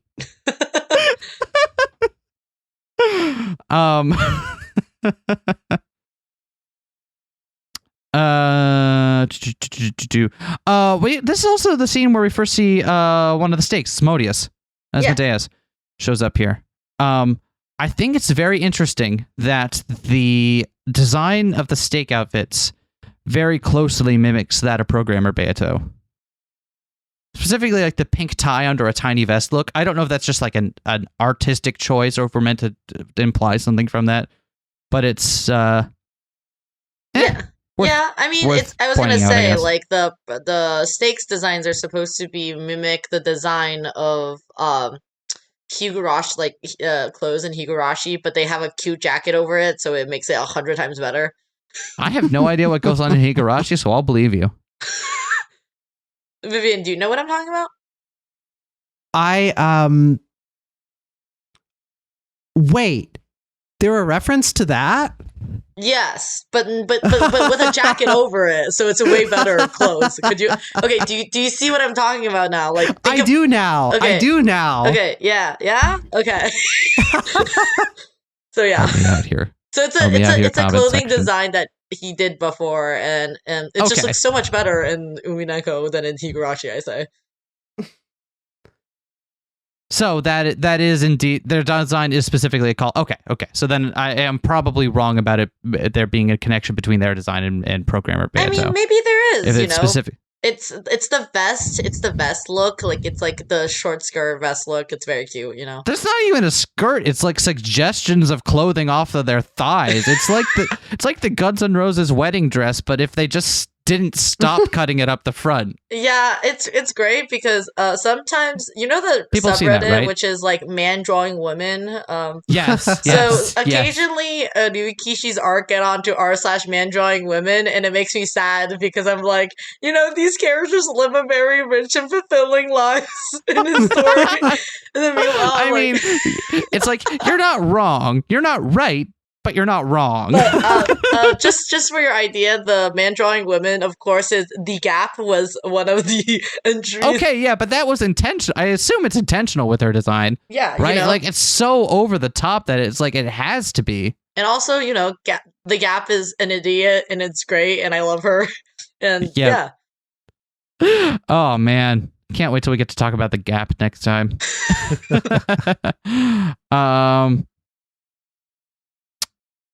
Right. We cut to Kinzo in his study, right? After it's kind of going back in time. When what is it? Genji reporting to Kinzo about what's been going on. Interestingly.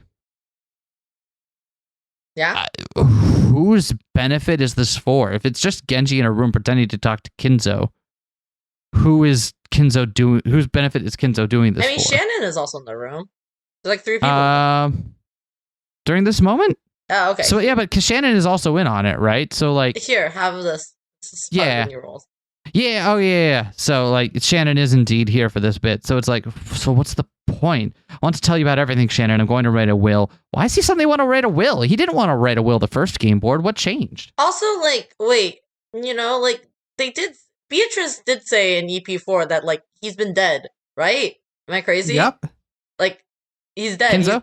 He's Kinzo's been dead dead on every board. Kinzo's absolutely dead. Like, what's this about? However, you notice that the servants never refer to Kinzo as Kinzo. They refer to Kinzo as Master. Mm-hmm. Now, there are 2 people on the island that can claim the name Master, at least for the servants of the Golden Wing, right? Okay. There's Kinzo himself, the goldsmith. The right? Master of the Day. And the Master of the Night. Ah, yes. Beatrice. Now, we've seen Shannon and Kanon interact with this new Kinzo. And there are 2 of our people we know that have a claim to the name Beatrice, or we suspect do. So I don't think it's either of them. So there is one other person that has a claim to the name of Beatrice, who we never have that kind of conflict with. Okay. Who would then also be able to be called Master. And that is Kumasawa. The theory gets deeper. Oh. Kumasawa is Lunan and also Kinzo, huh? I mean, wow. Yeah, that's the shape of my theory here, is that in this present moment, Kumasawa is the one that is being referred to as Master. Interesting. What does Kumasawa have on any of this? She is the original Beatrice, or a previous Beatrice. I don't think she's the original. She's the original. I think that makes 0 sense. Yeah, who's the original Beatrice? Where did Beatrice? I have a theory on that. You do have a good theory about the original. Share your theory about the original Beatrice, because I like this. So we hear Kinzo gets his wealth from the occupying forces after World War II, deals with them. It's not clear if it's World War II or the end of the second Sino-Japanese War. It just says the end of the war and gives us a time period. Yeah, regardless, I'm pretty sure it's World War II. It's all those wars. All those wars were happening kind of simultaneously, and he was making money from all of them. Yeah, so we also hear that Kinzo made his wealth through Beatrice, granting him her favor and a massive pile of gold and so on, which we suspect is probably not real gold, but some sort of metaphorical gold. So we also have Kinzo's whole fascination with Western names and so on, giving them to his own family, his sort of West obsession. We also have Beatrice is a Western name.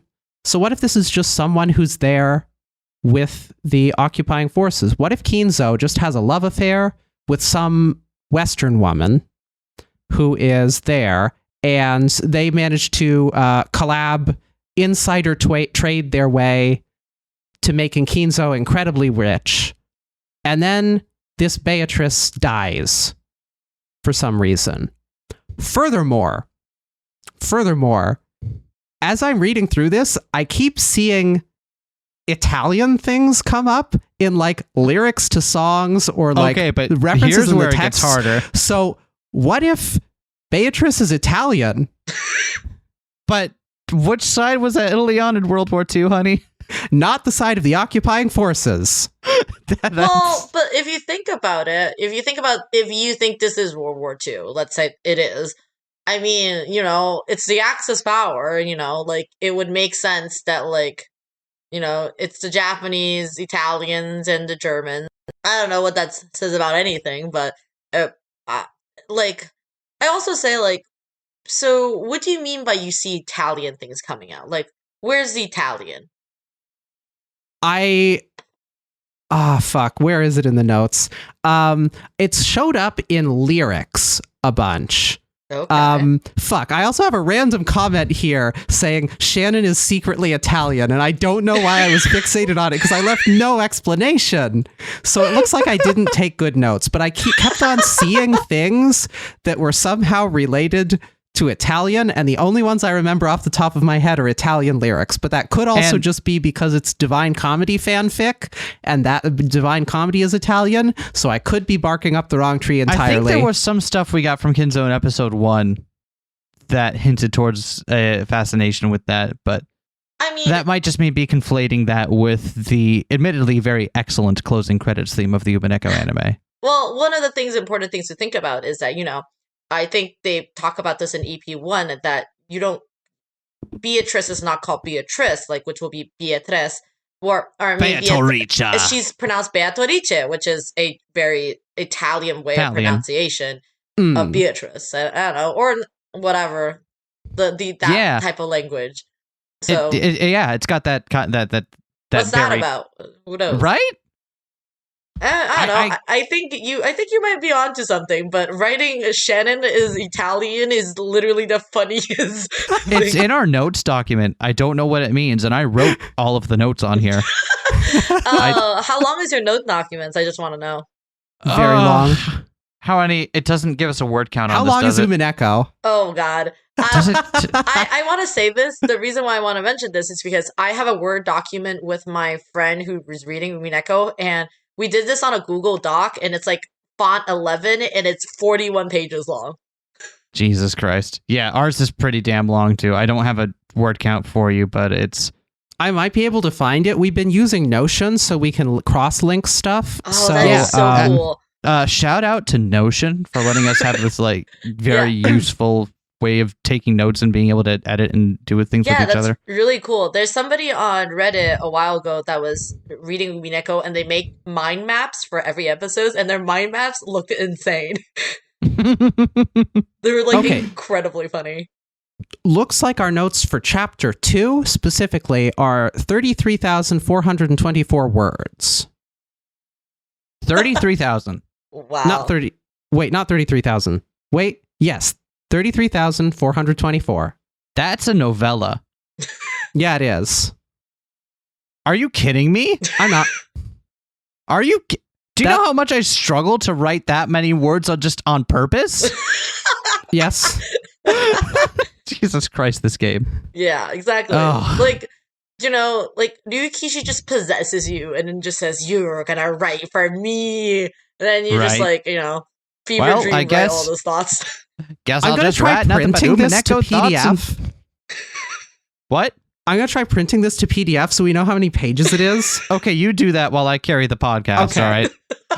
So next thing I want to talk about, because this is, before we get to the other murders, I want to talk about the nature of the Red Truth, because this is where the Red Truth comes up.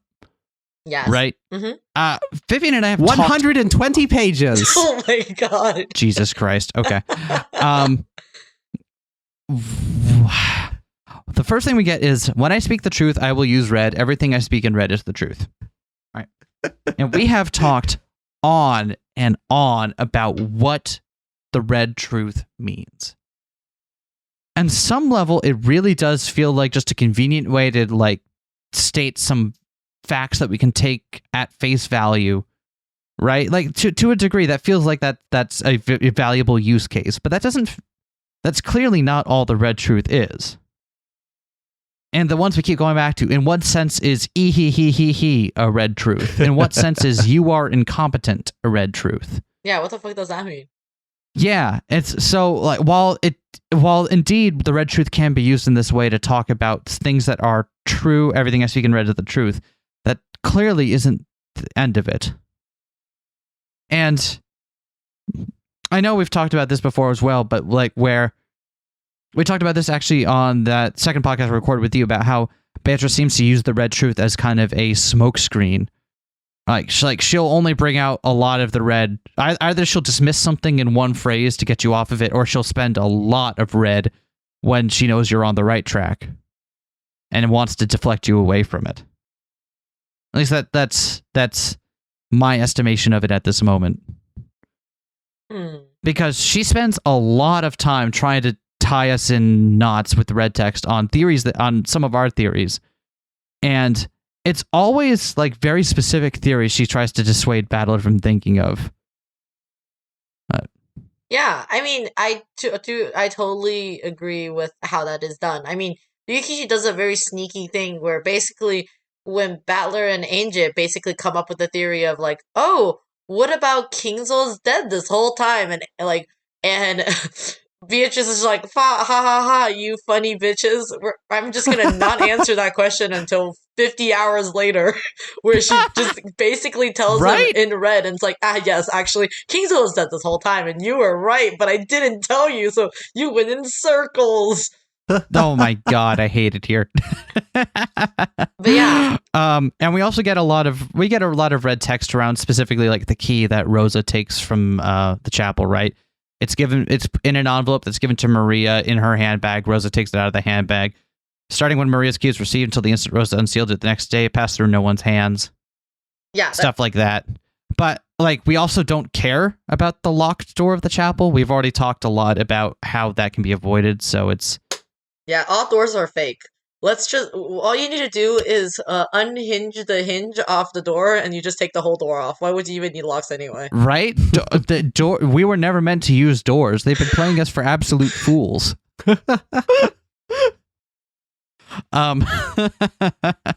So I think all the red truth spent on that is just indeed to try to get us tied up in something that's really quite trivial. Honestly. Like that it's fine. Although we do get some red truth about no door with an auto lock exists other than Kinzo's study, which is cool. Just means it's a manual lock, but you can lock it without a key, so that's fine. Anyway, do you have any other thoughts on the nature of red truth, Viv? On the nature of red truth, I'm not sure. To me, at one point I was wondering if truth was somewhat more malleable, and it was what someone feels they know to be true, something like that. Mm-hmm. But even that wouldn't help. Like it might get us to you are incompetent being a red truth, but it wouldn't explain being a red truth. So, and then I figured, well, maybe this is someone thinking about the events, and it's like, oh, this must be a truth of what must have happened. Like Beatrice must have responded this way, and Battler must have counted like this, something like that. But even that, I don't know. I don't know that really makes sense. I think we're going to need to reflect on the nature of the truths more, especially once we get other flavors of truth later on. Let's talk real quickly about the gold bars. Yeah, what's those about? Because everyone likes to bring attention to the gold bars, right? Kumasawa in particular seems to get hung up on the detail that there are 3 of them. And then Kumasawa also mentions that she knows about the bar in Krause's possession. Yeah. So that bar that's not as big of a secret as he thinks. We also hear that she admits to eavesdropping on private conversations of Krause's family and all this stuff. So Kumasawa definitely has a lot more knowledge about events than I think we give her credit for initially. Yeah, pretty sussy for me. Right? Yep. Like you look up Sussy Baka and there it's her. Yeah, exactly. Right next to a mackerel. Mm-hmm. And they make a big deal about how much they weigh, about 10 kilograms each, which apparently is on the larger end, but still normal for still in normal size for a gold bar. So okay. Yeah, we did do some research on that just to see if it was like what's the standard for gold bars? Right. It's I complicated. don't know what the standards are. I know what we determined was that this is indeed a standard size on the larger end, but it's not unheard of. Interesting. Yeah, we were wondering if it was like, are these like fantastically huge or something, like impossibly huge gold? No. They're larger than one would normally see if one were in the business of seeing gold bars, but they are not uncommon and they are not the largest. So firmly middle of the road, nothing to see here. Yeah, at least to our level of research. I mean, like, it's weird that they're there, but you know. I find it interesting that we get very little investigation of them. Everybody just takes a glance and is convinced. The gold bar? Yeah. I mean, what goes into the investigation of a gold bar? I don't know. Maybe they're fake. Maybe it's just rocks painted gold. No one checked. Maria, I mean, George picks one up. He does? Yep. Because George is the one that gives them the weight for them. Okay. And we've also mentioned before that it's in fact very likely. In fact, it's confirmed that we know that at least some gold bars do exist. Right? Kraus says has the one that supposedly came from the president of Maruso, but clearly it's not without the realm of possibility that some measure of gold bars exist. Indeed. What we're doubting is the true quantity, right? Mm-hmm. Okay. Right. We don't think there's a fantastical amount of gold. And the story behind them. We do see a fantastical mountain of gold in EP3. Like, what's that about? That's an EP3 question. The thing is, I don't know. I was ready to take it at face value when we first saw it, but you know, characters have also mentioned maybe it was just presented in such a way as to be convincing, and we don't really know what happened. Well, like Rosa and Ava went down there and were convinced they had found it, and then left. The background shows us the gold. I don't know if the text actually says anything about the gold, though, or if it's just the background trying to mislead us. No, I think so. You know, Eva talks about the gold. You know, you don't lose your mind over like 3 ingots. You lose your mind after seeing like 500 of them. I think Ava's lost her mind at some point already during that arc, but that's very true. I hesitate to commit myself to any view on that at this point until we've gone a rewatch of that. Okay. Just because I don't know what to make of that. That does seem hard to explain. Let's see. Everyone everyone gangs up in the parlor, right? And Maria's watching TV. We talked about the wolves and sheep puzzle comes. Is that here or is that after? So what happens is that I think that's the. So now I think Rosa's just being suspicious, and Rosa goes up to speak with grandfather at this point. Yes. Yeah. And then this is also where they find. Well, I think they find Jessica in Kanon's court first. I'm pretty sure, and then Rosa does all that stuff after that. So, you know, Rosa's now just like onto the servants. She thinks Kanon did it, and you know. Yeah, we let's talk about Rosa's mindset during this part. Okay. Because there's a couple of things that informing her decisions here, right? The game obviously brings up the wolves and sheep puzzle. Maria tries to get Battler thinking about it, right? And Rosa herself brings it up. But that seems strange. Why? Because it seems at odds with what her stated thing is, right? Because her stated thing is like, oh, it must have been this culprit. If there's one culprit, why is she worried about wolves and sheep? And it seems like even from the get-go, she's already been thinking that there is a larger group more than just the one person. Wolves and sheep makes sense if there's one wolf, right? Isn't that how the original wolves and sheep puzzle's done? I guess you're right. Well, I mean, if from your perspective or from your speculation that Rosa is already in on it, why does she even care about the wolf and sheep puzzle anyway? That's actually a good point, because it seems like there's an analog here between what the conversation that Natsuhi would have had with Kinzo in the first game board and what Rosa says to grandfather in this one. Because she's come back down, she talks about grandfather being okay up there. So clearly, she knows enough to be lying about it at this point. Our estimation is that whatever they tried to do to get Rosa on her side was not fully effective.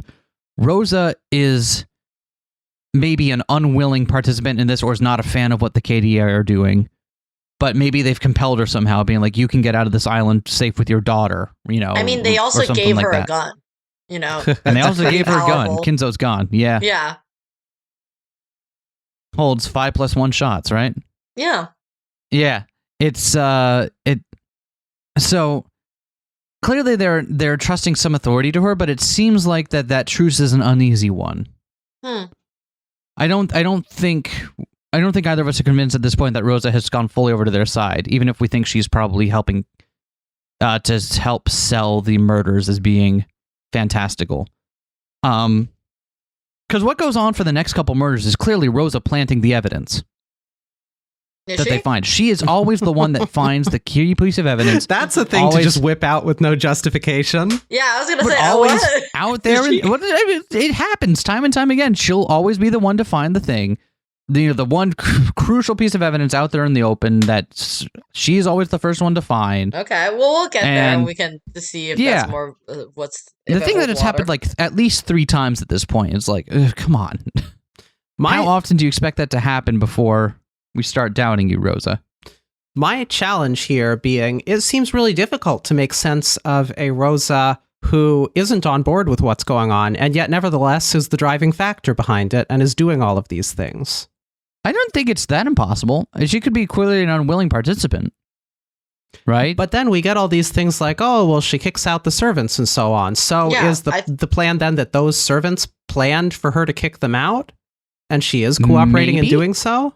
So they march up and go to Jessica's room, right? Mm-hmm. Let's see. Okay, so and at this point, Rosa has a gun and she's ready. Yes, she's mad. Yeah, Rosa's Umineko. Rosa's pissed. We get this is interesting because we see a magic circle on Jessica's door, right? It's the first magic circle of the moon. This is the same, and it's the same graphic that was used for the first magic circle of the moon in chapter 1. 2 effects: opens a door regardless of method used to lock it, or when you're blocked by unopenable doors in all directions, it opens a door. Sure. Like being given a solution you hadn't considered yet, right? It's interesting because this one is consistent, but not all of the magic circles used and the ways they are used in their descriptions are consistent. We get, I believe there is at least one point here where we get a magic circle that is incorrect, or at least not consistent with how it's described in chapter 1. Interesting. Yeah, so there is some forethought put into these, but not as much as I would have thought. Anyway, yeah, so they go find the body. Nanjo is the one that confirms the death there. Yeah. One of the stakes is in her back. Yeah. Rosa is, of course, the one that immediately dramatically has everyone search under the bed and in the closet. You know, she's already going about the business of making sure everyone understands what this is, because she's already here to help sell the closed room nature of this. That's my read on her at this point, that she's already like, because this is so unnecessary. You know what I mean? Like someone just died. It doesn't matter if it's a closed room or not for the people there. Going through all this rigmarole and showing off the key and all that. This is so unnecessary unless you're trying to convince people it was a magical thing. I don't know. I think the people don't want to be killed, right? And that if something like this happens, you'd want to know how they got in so that you don't get killed. Sure, but I think the answer would be call the police, close the door, don't mess with it. Right? That's maybe don't try to play, little Timmy P.I. over here. If you knew you were stuck on an island with an active murderer who seemed to have an ability to get into locked rooms, you might freak everybody out so much more, I guess. Yeah. Yeah. Okay, so yeah, but Rosa also, of course, being the one that finds the key. Right. It's just, there's so much here. It just really, really seems like Rosa is playing this up for some reason. I mean, Like, but she she al- also immediately fingers Kanon as the murderer. Like, I mean, does that make it more helpful? Like, if they're putting on a play, who are they putting this play on for? That's a great question. Whose benefit is this? If Rosa is working with Kanon, why finger him? And if so, why? Oh my God, that out of context. And if so, why is it him that? Why would he take the fall for this? Right? And in turn, why do we get the line here about so don't trust Kanon if he shows up again later saying that someone has attacked him? And then we hear later that's the story people tell. They say, oh, it seemed like Kanon showed up and talked about being attacked. Why is that verbatim? Here's the thing. Here's the thing. Here's a version of events. Kanon has snapped and believes now that he is Beatrice, and is now actively working against the entrance of the KDA. Right? The KDA try to bring the one remaining adult on board to help manage the situation and make sure Kanon doesn't kill anything else. Rosa's not super happy with this because they're like, hey, you're the reason the rest of my family's dead. So she's like, is there any maybe Rosa, while needing to blame Kanon on the surface in order to hold up her end with the KDA, is still also feeding the keys at one point to Kanon so Kanon can do his thing. Why? Because Kanon's, up until the very end, Kanon isn't killing any more of her direct family members. Kanon's only killing the servants. By the time they bring Rosa up to their room, Jessica is already dead, right? Interesting. That's an interesting point. Yeah. So by the time they try to get Rosa on their side, Jessica's already dead, right? And George winds up leaving the parlor of his own volition. There's nothing she can do about that. But, like, it really does seem like she keeps putting the rest of the servants in a position where they are the ones who are likely to get killed by Kanon. And they can't say anything against it without, breaking kayfabe or whatever. George gets killed. Yeah, but again, she tried to get him to stay and he left of his own volition. There was nothing she could do about that. George, you're right. George did get killed, but it's not for a lack of trying on Rosa's part. So you think there's two camps in the KDA group, ones that want to kill servants and one that want to kill... I think there are two camps. No, maybe not two, but there's the KDA and what their goals are. And Kanon, who believes now that he is indeed Beatrice and is working on bringing about this ceremony to finish the resurrection. So which one is Rosa working with? I think she was approached by the KDA. As we saw, they brought her up there and tried to bring her in on the loop. But I think, in actuality, and they explained to her that, here's what's going on with Kanon, and we're trying to mitigate this as best we can. So then why would she be working with Kanon? How would she be working with Kanon? How would she pass keys? I don't know if she is necessarily, but she definitely goes out of her way to put the servants in a situation where they're not around the only person with a gun. With no more keys left to them and no more access to firearms, she definitely goes out of her way to make sure that they are sitting ducks. So this is interesting then, right? Because we have a theory upon which Rosa is colluding with the servants. Maybe colluding is not a word for it, but more like... So we have a theory where those ones are the ones she met with and talked to. And then we have a theory that Kanon is one she is collaborating with against them, helping them get killed. And we don't have her communicating with Kanon that we know of. Maybe she doesn't need to. Yeah.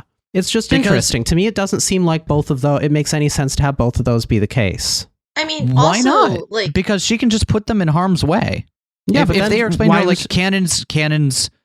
Kanon fully believes that he is Beatrice now and will kill this many people in order to finish the ceremony.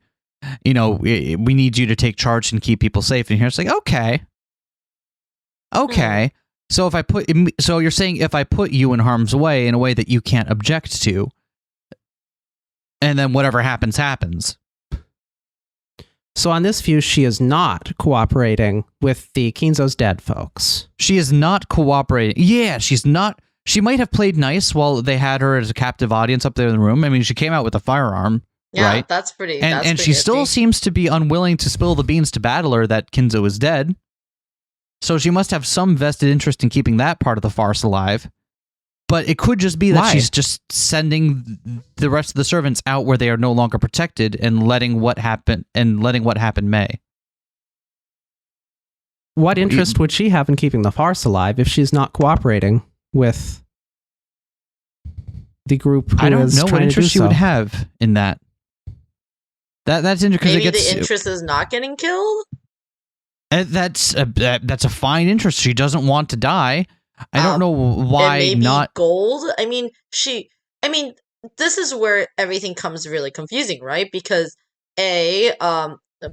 she's really antagonistic to all of the servants the whole time, and I don't know if she knew that, like, from other chapters, we know there's way more guns on this island than just one of them. Maybe she thinks that she was having the only gun, and maybe that's why she thought she had the upper hand. Even though there's way more servants than she. All the guns are described as being Kinzo, so I imagine they're all in his study. But I actually don't. We'll have to see what they say about the guns in Chapter 3 before I can confirm that. But yeah, and then if we think about that, then her last response in the very, very end of EP2 comes off as really interesting because she realized something went awry, and then she starts trying to grab the gold off of the cat, oh yeah, the very final scene, right? Yeah, of the chapel, and then she's trying to run off the island. Like, what's that about? Like, it's we're gonna get to that.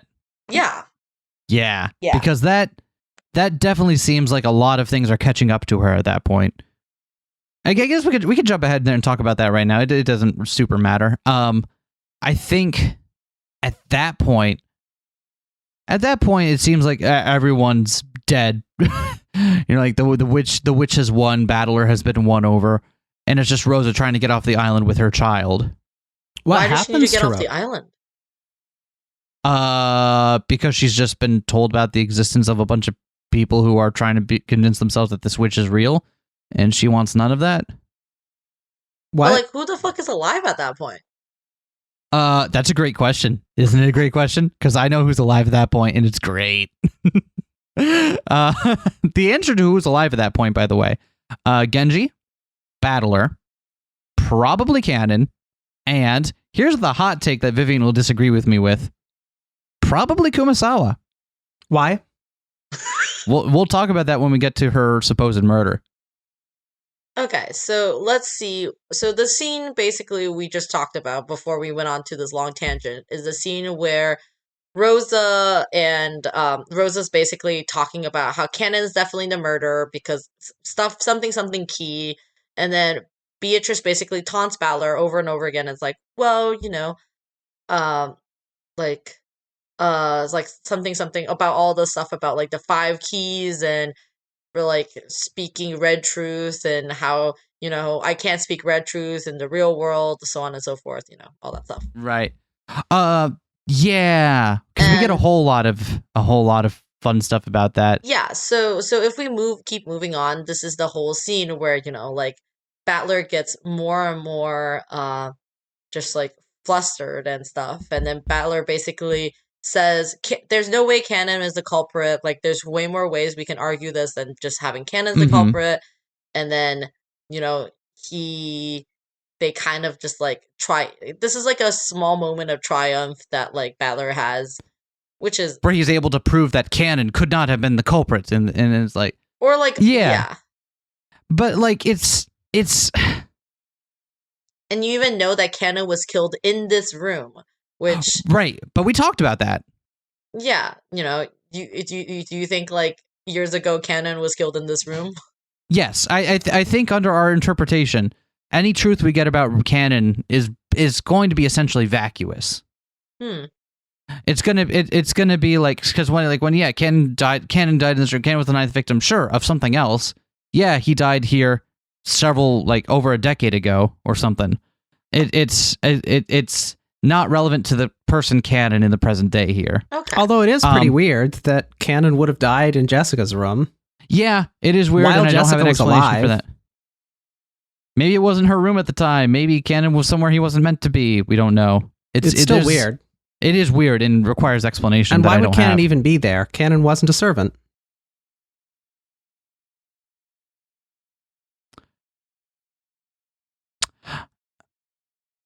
All right, so great question. Allow me to answer that question.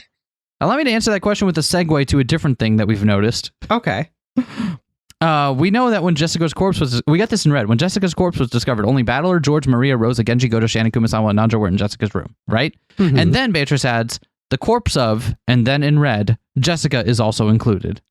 She doesn't say Jessica is a corpse in red. I don't think either of us at this point believe Jessica is faking her death, because that would have meant Nanjo would have had a reason to lie about it, which seems weird, but it's strange. Kanon's faking death. Jessica's faking death. Kumasawa's faking death. Everyone's alive. Okay, it's so, so strange. Why would Goto be faking? Well, not Goto. What the fuck?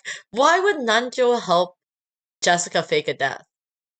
And does that just mean like Jessica was lying face down in a pool of blood the whole time where everybody argued on top of her if Kanon... Exactly. It seems implausible at best, right? Like, it's unless maybe she was, like, knocked out or somehow. Maybe she's unconscious. Maybe that's why right. I guess that would be the plausible way of doing it. But even so, it seems strange, especially considering that we don't need Jessica to be alive to explain anything else that happens later. Well, unless Jessica's fucking picking up guns and also murdering people. You oh my god, Jessica theory. Jessica murders everyone. Jessica Triss. Okay.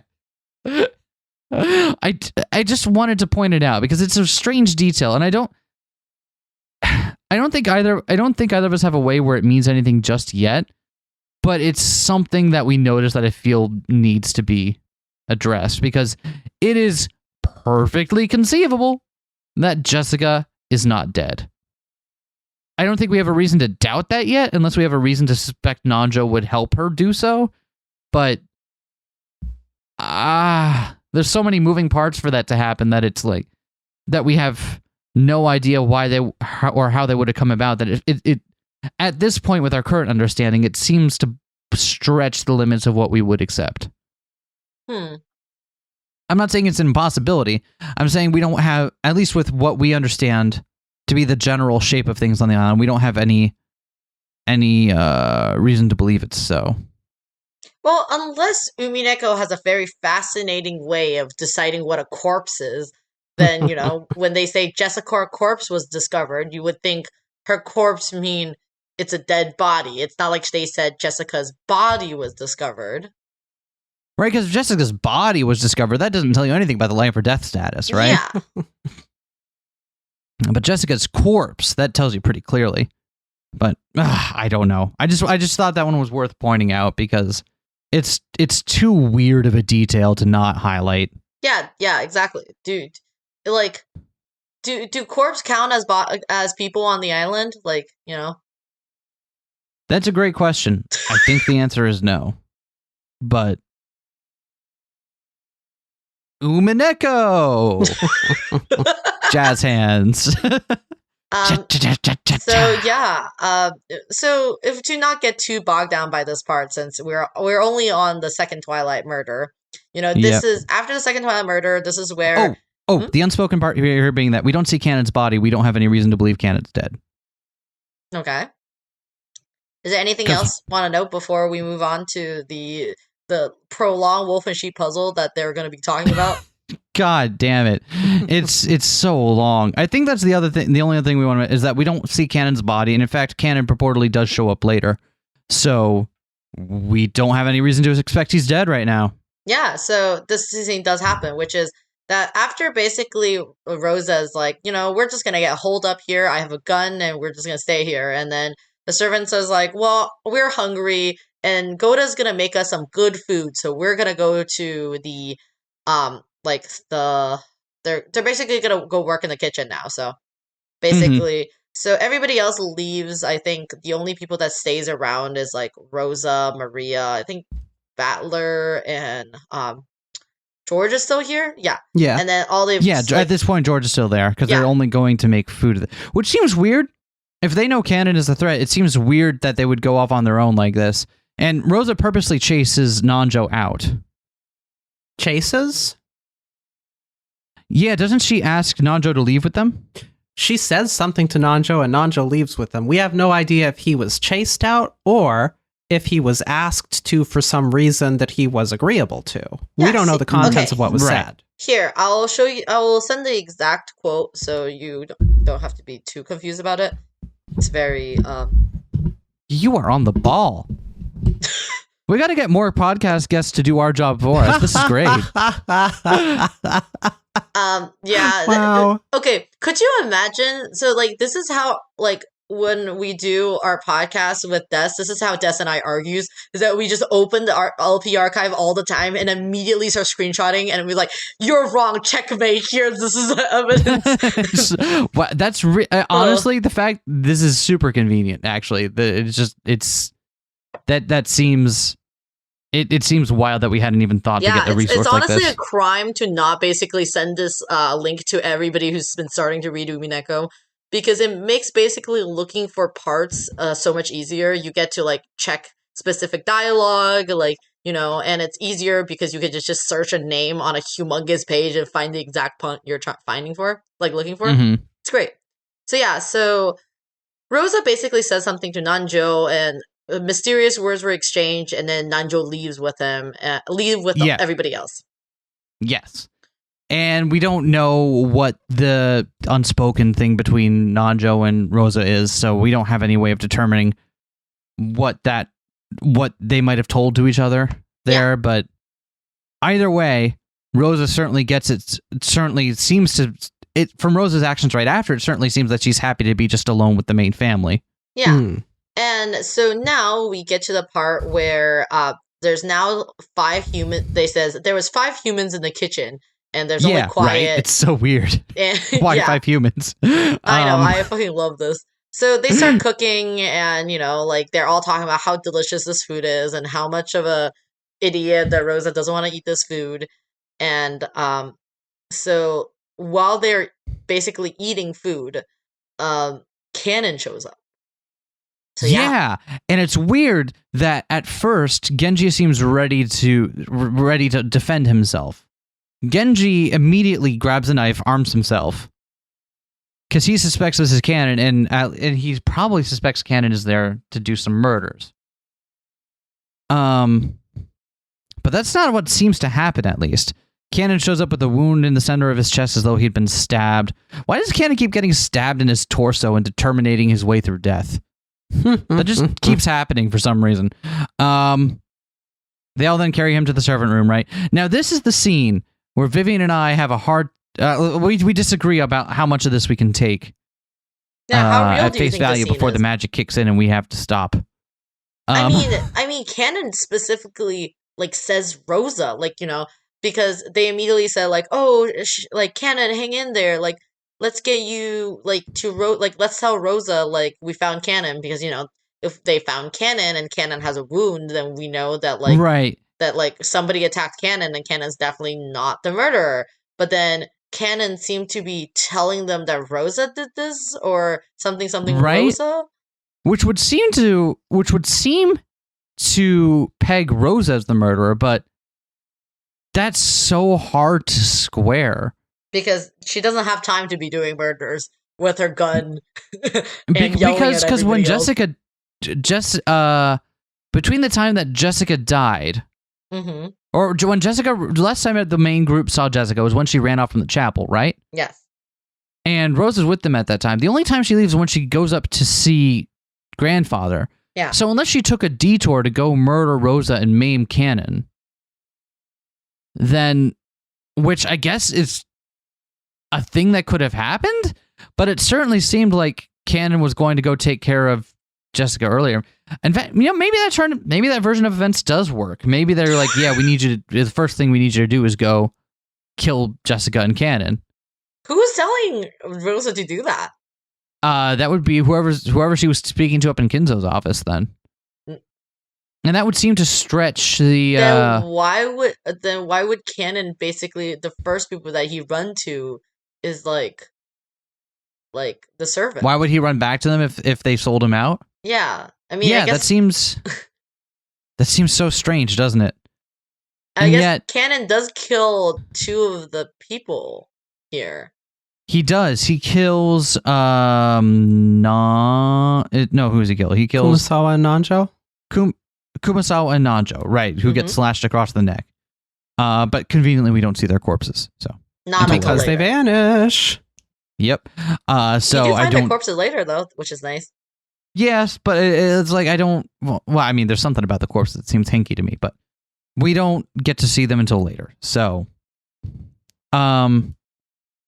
it's so strange. There is I definitely agree that this what's made this episode hard is trying to figure out what exactly happens where. Or not where, but like the hard part is figuring out about logistics. What of these, it's hard to think about logistics. Like how does any of this work?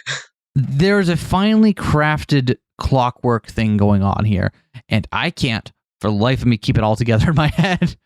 I see you have now posted a fine order of events. Yes, so this is as all the clocks that you're shown in Umineko, it shows these are chapter names and exactly when the thing happens. So oh, that's very convenient. Yeah. Oh, the chapters don't have names in our version. Chapters don't actually have names. I have no idea how the fuck everybody know all the chapters names. I guess it must be like fan names or something. I don't think so, because helpful. I'm pretty sure it is it's like universally agreed upon, all the names, and they're not like random names. They're like really specific type of names. So I don't know. I think like it might be something that Yukishi's like, actually, JK, I gave all these chapters names, but you don't know what they are. Because all of the it's an end of a chapter when you see it's like the clock. Yeah, right? The clock and the screen shatter. Yeah, the flower pattern. So yeah, so basically Kanon shows up, they attacked and started attacking people, and he has red eyes and shit. Like, you know, what's that about? Why does he have red eyes? Yeah, that seems like magic that we shouldn't trust. It seems like the part where it's describing him putting a hand into his wound, coming out with sticky fingers. Like, there's no way that happened. People don't do that and not go into shock. That's not a thing people do. It's like, I just don't think there's any version of this where we can take what's happening in here at face value. Here's a question though. If people really are that injured, another thing they don't generally do is get into a fight and overpower and kill multiple people. Yeah. What happened? He's supposed to have like a hole in his chest, like not like a regular hole, like a whole hole, like where he starts putting his hand in his hole, and everybody's like, please stop. It might be the case. There's 2 ways we could take this, right? Either we take it at like broad strokes, so like, yeah, Kanon did kill Kumasawa and Nanjo here, or for some reason everyone in that room, all of the servants, then collude and say and get in on this, and like, okay, we're gonna either fake the deaths of Nanjo and Kumasawa or send them off to their death or whatever. Either everyone in that room is in on it at that point, or somehow Kanon is not as injured as we're led to believe. So you think Nanjo and Kumasawa are faking their death? How many people actually died in this chapter? Gee. Right? I don't think we see enough of Nanjo and Kumasawa's bodies to be convinced they're dead. I think it's weird to use that as a barometer to be convinced someone's not dead, though, right? Because we can come up with ways to make just about anyone be not dead unless it's in red text. And in this case, and so given that, we don't think that everyone's not actually dead. It's all just a play for Battler's benefit or something. Yeah, why would it be why for Battler? Like, what is this? Like, I'd ask Beatrice about that one. She's the one with the fixation on him. But my thought being that for us to think that a death is faked, we should first think that there's a reason we'd need it to be. Why do we need those people to not be dead? What does that get us? That's what my bar is for supposing that. That's a good way to think about fake death. Yeah. I think we have Nanjo and Kumasawa for the final showdown. Like absolutely not. No, you don't need them there at all. I think Kumasawa is still there for different reasons, but they're dumb. See, Vivi and I have a very different way of going about things. Okay. Vivian likes to put together like you like to have reasons in place for everything, which is a very good way of doing things under almost any circumstances. Whereas I've noticed the longer I've reread this game, the more I just keep staring at like the minutia, the details. And even if I don't know why, just like pulling out various possibilities from those details, whether or not I have a reason to believe it is true, has led me to notice some things I wouldn't have otherwise. And I think the difference in our problem-solving styles is exciting and interesting, and the way it's diverging more as it's going on is also because it's so cool. We're just constantly bouncing these diametrically opposed theories off each other. At like 3 a.m, I'm still awake and burst into the bedroom, and I'm like, "What if Beatrice was Italian?" I don't think you said Beatrice was Italian, but you did burst into the room at 3 a.m. with an Umineko theory. That's great. Yeah. Honestly speaking, what a great way to live life to have that. Honestly, we must be doing something right. So, yeah, I mean, I think it's fascinating the difference that both of you have about the minutiae of how a thing is possible and having different theories. So this is actually very fascinating because I talked to a lot of people who basically read Umineko for the first time during quarantine. And the thing is that, like, it's hard to basically authentically recreate the feeling of reading Umineko collectively now because, as this is a media that came out 10 years ago. And, while you could basically have, like, I don't know, get, like, 5 people together who have never read it and then talk to each other, like most of the time, if you go online, you're talking to people who have read Umineko like 10 times already. So like right, both that first wave is already set in stone. Yeah, so you can't be the person who wildly go on message boards writing your most insane theories about how you think the gold is accessible behind the painting of Beatrice or something.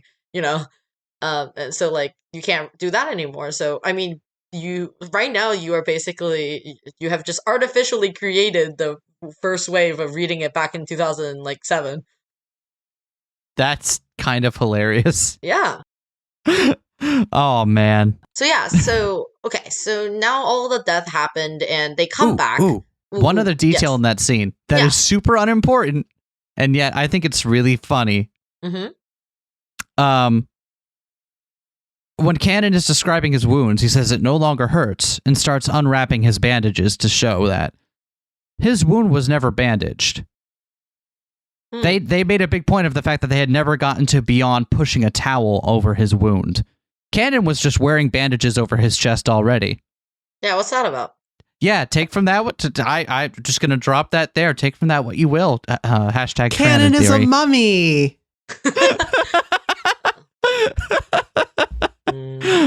Mummy Kanon. I can see it. Anyway, that's super unimportant, but I like that little detail. Yeah, I choose to believe. I like how we've gone for like I don't believe in witches, but I choose to believe nonetheless. See, Kanon said that he began to untie his own bandages, which had been painstakingly wrapped. Exactly. Why does he already have bandages if they haven't addressed his wound yet? What is he bandaging? Stares at camera. Stares even harder. I just think it's neat. Okay, so yes, if we get to this part, we can finally talk about so some kind of gruesome battle happens, and both Nanjo and Kumasawa is just basically claimed to be dead, and now basically all of the rest of the family members shows back up, and they're like, you can't believe what just happened. You have to see it, Rosa. And then when Rosa shows up, I cannot adequately explain what we have just seen, which bullshit coming from Genji. Genji of all people would know how to explain this, but nah. So they show up and there's nothing but blood. What's that about? So now their body's gone. Now so Rosa's now even more mad. Rosa's just like, we're gonna kick, like basically like now like they find this like letter. Excuse me. they found this letter. Basically, it's just like Beatrice taunting them more. Rosa finds that letter. Yes, Rosa finds the letter. So, just important little detail. Sure. More of Rosa finding things that are already supposedly out in the open. Just anyone could have found them. It just happened to be her every time. Don't worry about it. So yeah, so after she finds this body, it's also, or after they don't find the body, they basically say like, oh, Beatrice borrowed this body, teehee, and then Battler and Beatrice goes on this more Red Truth battle, and then they just keep talking and talking, and they get to the most iconic scene, which is Beatrice saying, "You are incompetent." And let me say this: you are incompetent. Which is pretty funny, like, have you ever seen the manga panel for this? Yes, we actually made an eye catch for one of our streams with it. Aww, where we replaced Beatro's red text with "Watch 8PR." Aww. Yeah. And also, I will notice this is the episode where our comment section was a little horny for Beato. Yeah, I mean, how EP2 ended. How could you not be horny? Like for Beato, yeah. Isn't that what anyone wants in life? Food, shelter, hot witch to step on you and call you a dumbass. Yeah, exactly. It's honestly hilarious to think about how horny Umineko is. For like, it's horny in a completely different way than any other VN is horny. It's so weird. I don't know why. What is it that makes everyone want to draw Battler and Beato eye fucking each other? Why? Because they kind of do. But why? I know we'll find out eventually. But oh Jesus. I mean, how could you not like their dynamic? They're so charismatic and they great chemistry. Whatever the chemistry they're having, maybe not romantic, but I don't know what's going on here, but I sure do like it. It's really funny because this is a real conversation I had with my friend, like literally like yesterday, and I said I just told him that like, oh, like Battler's supposed to be 18 years old, and he was like, oh, I guess I thought he was a minor, but like that doesn't really matter, and I was like, he's a minor in Japanese standpoint because minor in Japan is 20, so yeah. That's also why Angel is a minor in like 1998. But it was also just funny because he mentioned like, like, oh, like, is it weird to pair a 1,000-year witch with Battler who's 18? And I was like, it should be weird that like, she murders his family. And then my friend replies, no, it isn't. They're gonna get over that eventually.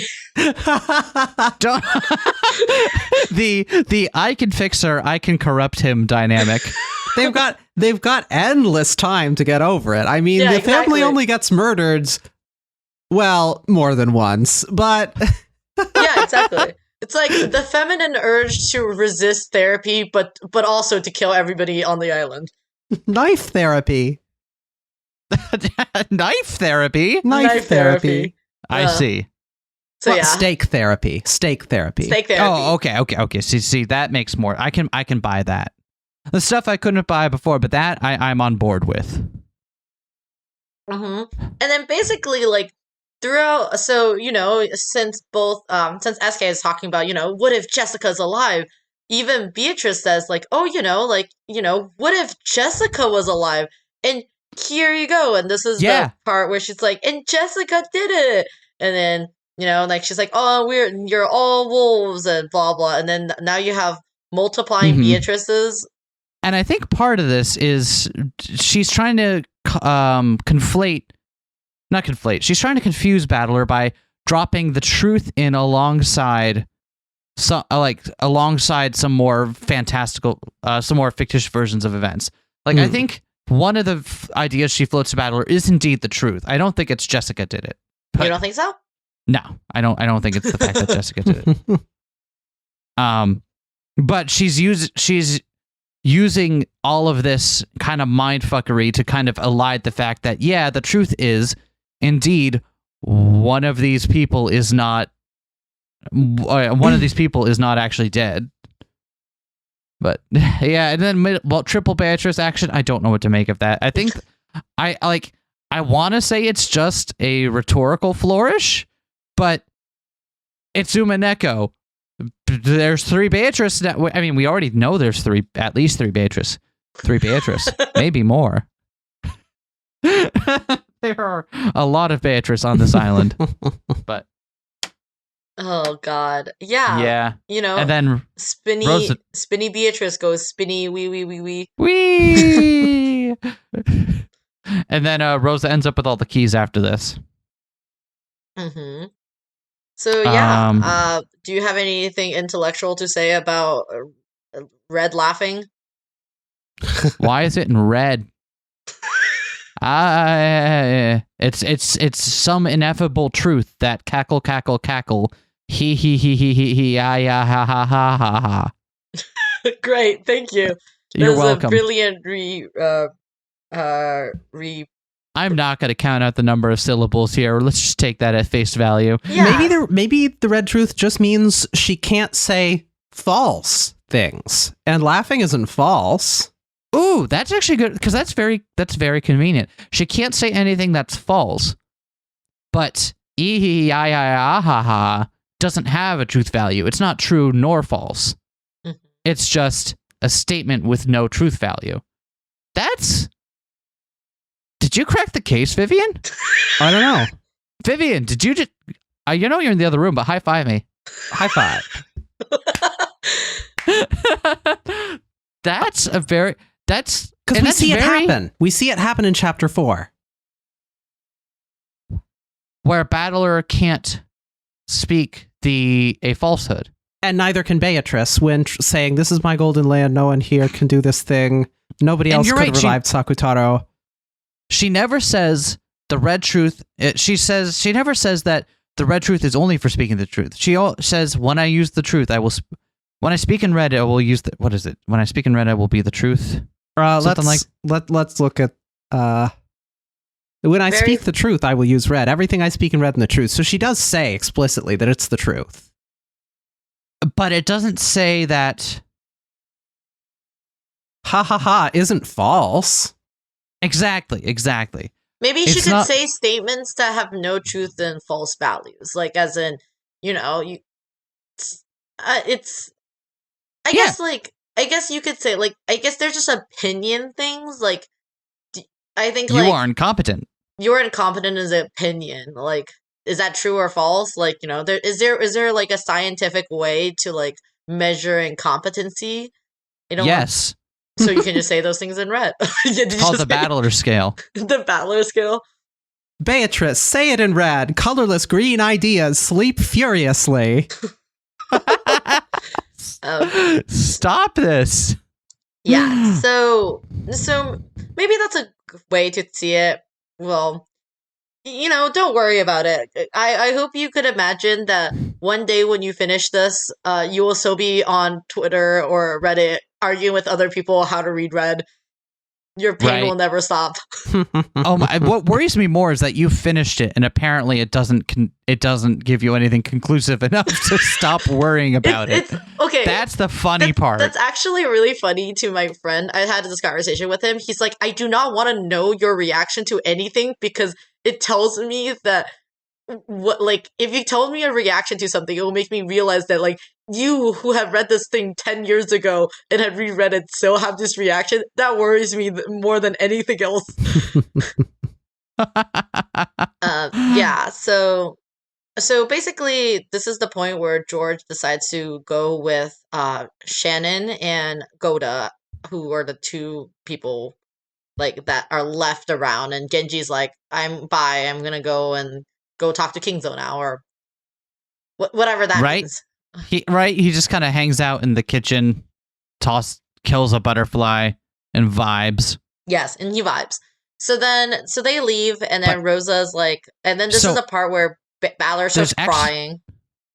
There's actually a very important part in that scene with the 4 of them in the kitchen. Mm-hmm.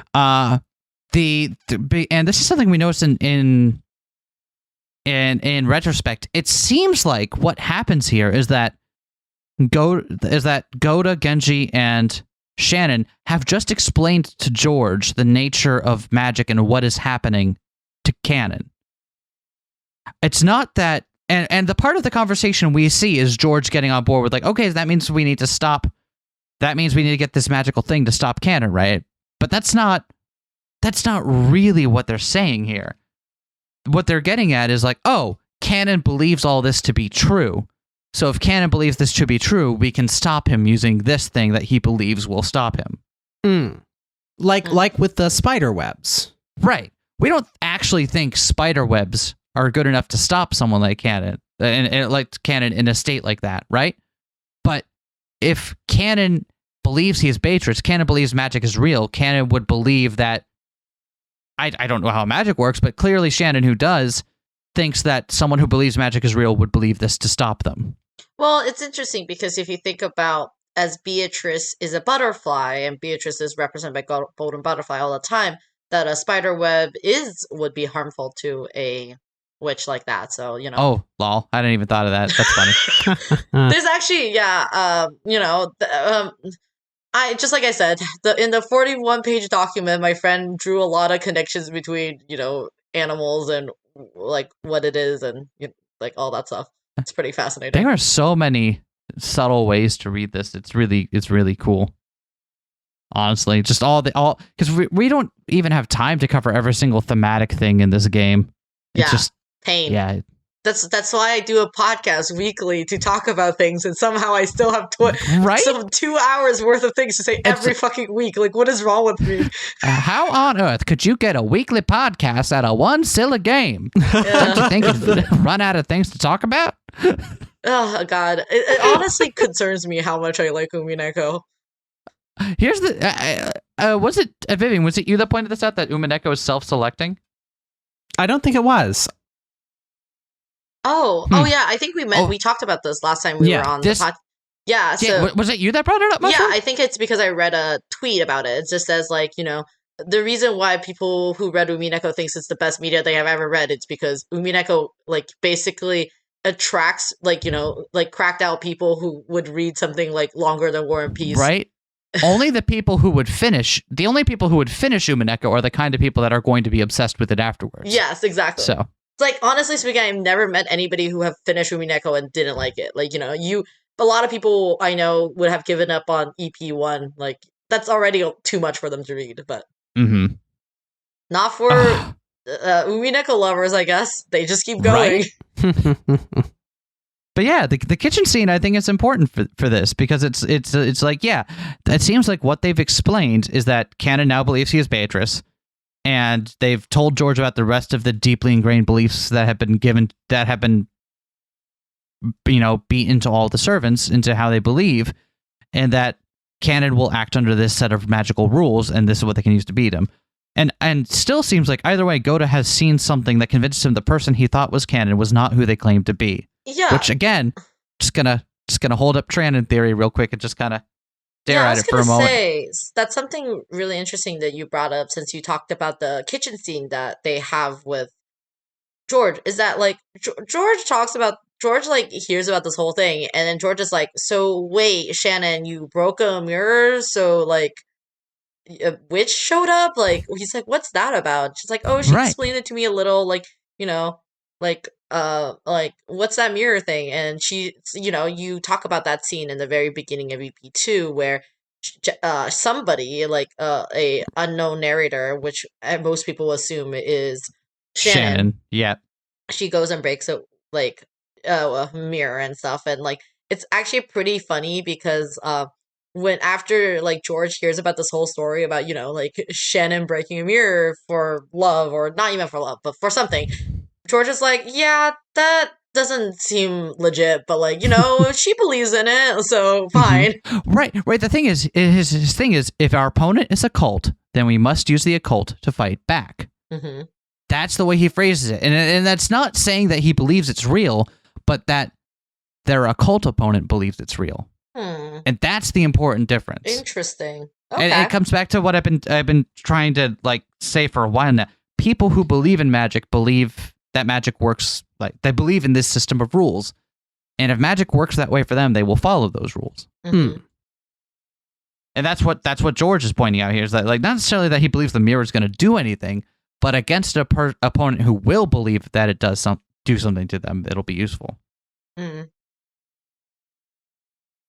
And after this, now it's just Maria hold up with Battler and Rosa, and they're just trying. And then now Maria's being nice to Battler, so she's just explaining magic to him, Yep.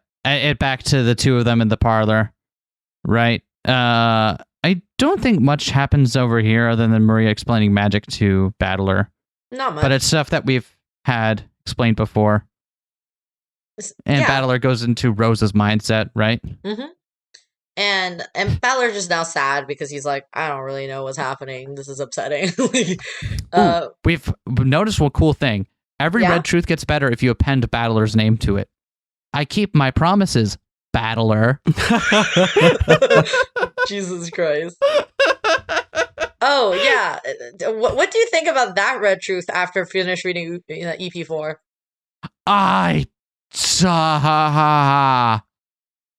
Battler didn't keep his promise. It just makes sense if it's about that. Yeah, Battler didn't keep his promise. What promise didn't he keep? We don't know yet, but... He'd come back on a white horse. He's back. There's no horse. We say come back on a white horse, but it seems like our operating theory is that Battler might have promised to help Shannon out in some way, and then fucked off. Or Shannon took it to mean something like that. Battler might have said something aside in his usual Battler way, like, oh yeah, don't worry, Shannon. But Shannon then takes that to mean like, oh, you're going to come save me from this. Oh, you didn't. Ha ha ha ha ha ha ha. What a great, that's a beautiful performance. Yeah. Thank you. They basically show up into the fucking chapel to go find a key in like Natsuhi's dress or something because they're like, we need to get her key from her room. Right. Wait, if you're already willing to break down a window to get in the chapel, why not just break down the door to Natsuhi's room? Why is that where you draw the line? Maybe it's I think that's something. Yeah, I don't fucking know what's that about. Who knows? Anyway. They run into Programmer Beato while they're in there. Indeed. Which is kind of funky. So it would seem to mean that, and the gold butterflies can't handle the rain. That would seem to be canon, knowing what they're up to. And then they run up to Natsuhi's room. Yep.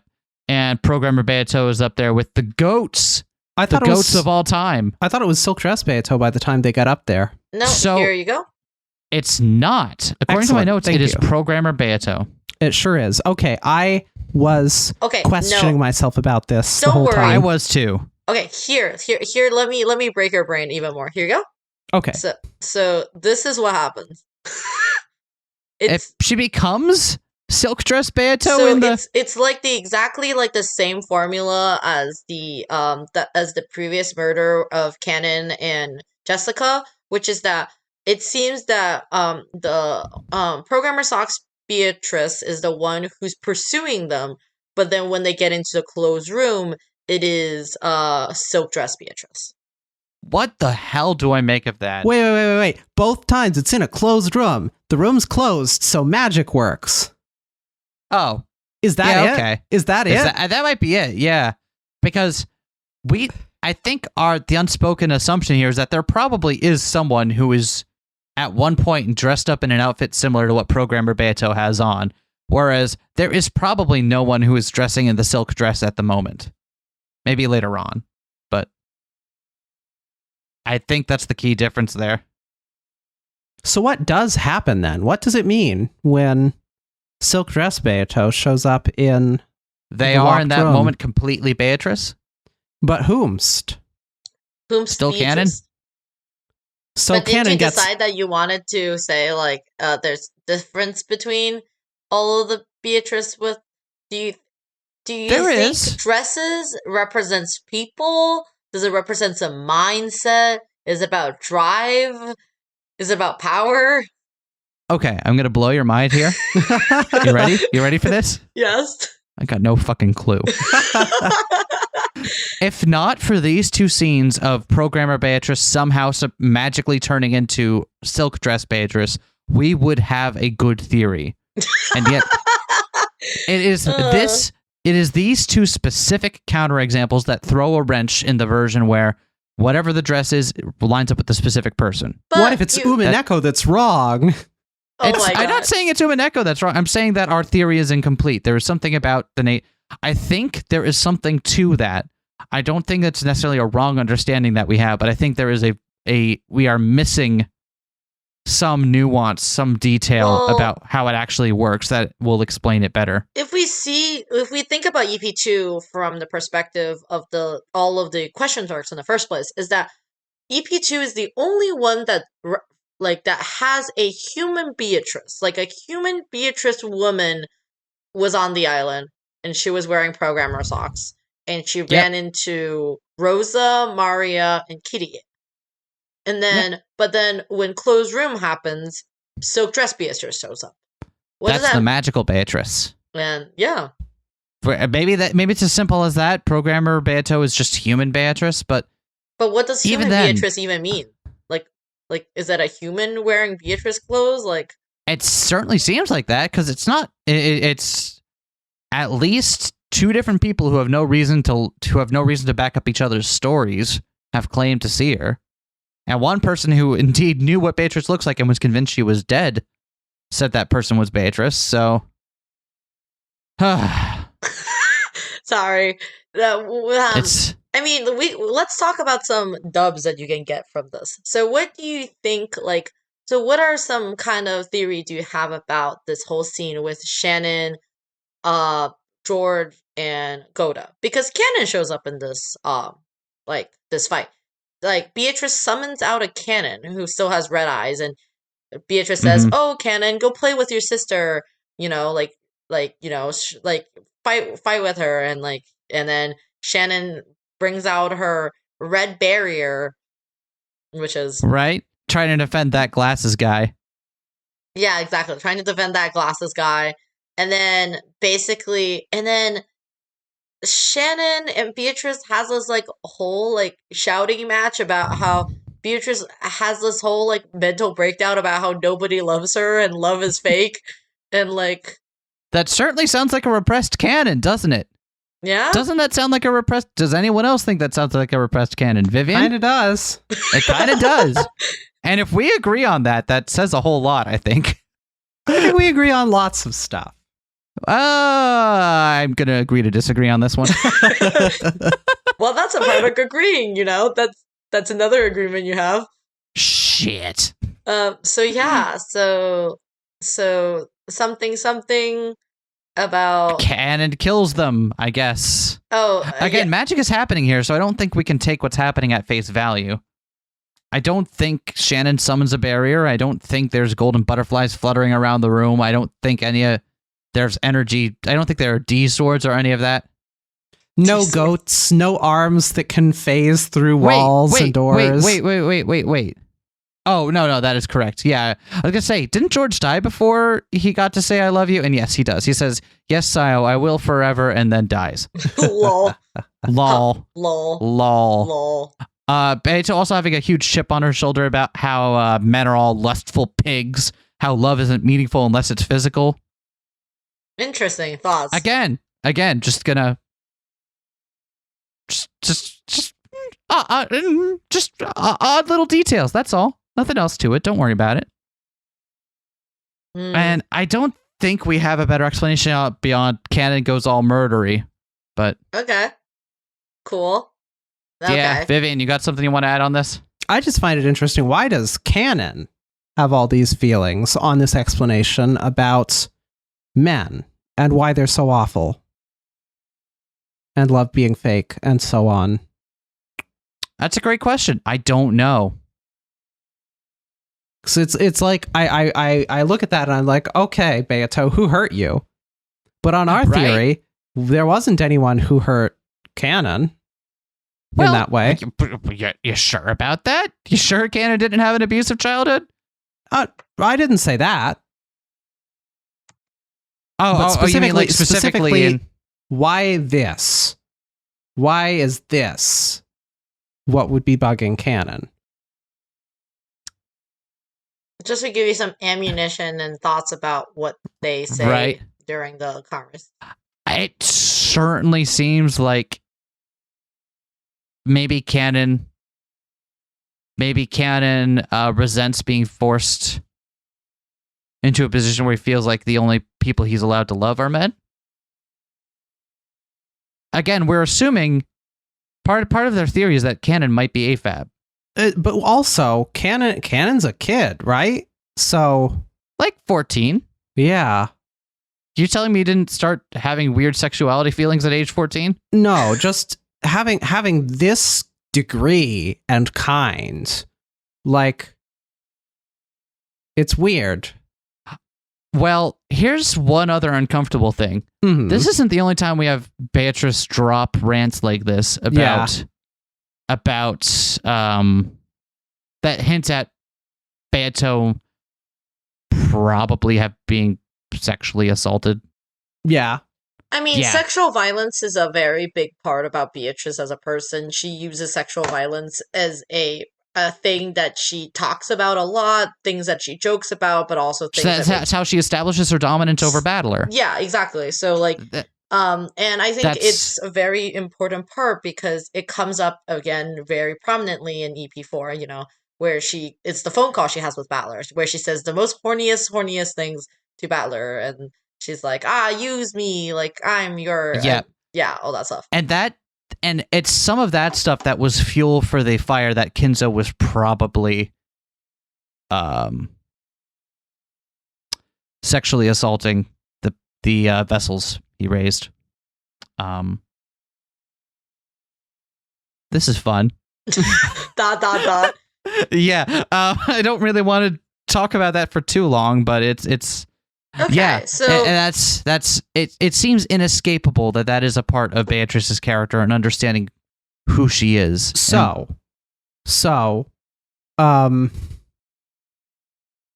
if this then is canon, then we are committed to a theory that's the life Kanon went through. So definitely one where Kanon is one of those servants, despite being an imposter for the actual Kanon.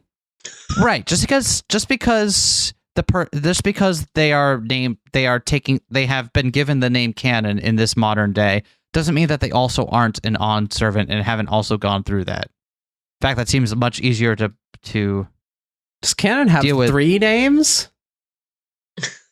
Gee, Kanon, how come Kinzo lets you have 3 names? I don't think Kanon ever claims the name Kanon.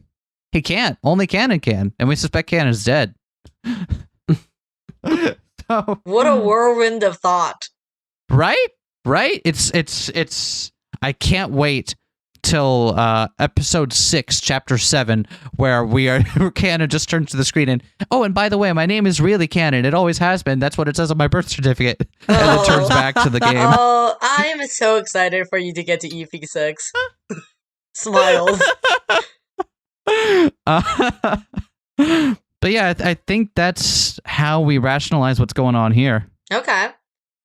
Well, you know, while I like to look at mind break Beatrice longer, I think we should move on and talk about the later scenes when, you know, Genji shows up and Genji's like, I found the corpses. We got bodies. Right? And Rosa, for some reason, who was like, we need to hole up and stay put, is like, no, I must go inspect those bodies. It's like, why? Well, because bodies do not lie, if that makes any sense. You're only innocent if you're dead. Exactly. Yep. And they're out in the middle of the courtyard, right? Mm-hmm. I just want to report back to both of you. I don't know if you can imagine how much psychic damage that you have done to Des during the part where you told him the courtyard door is not locked. But it was devastating. It was extremely devastating. And if you want that full conversation, make sure you check out our second episode on When We Cry Pod. Yeah.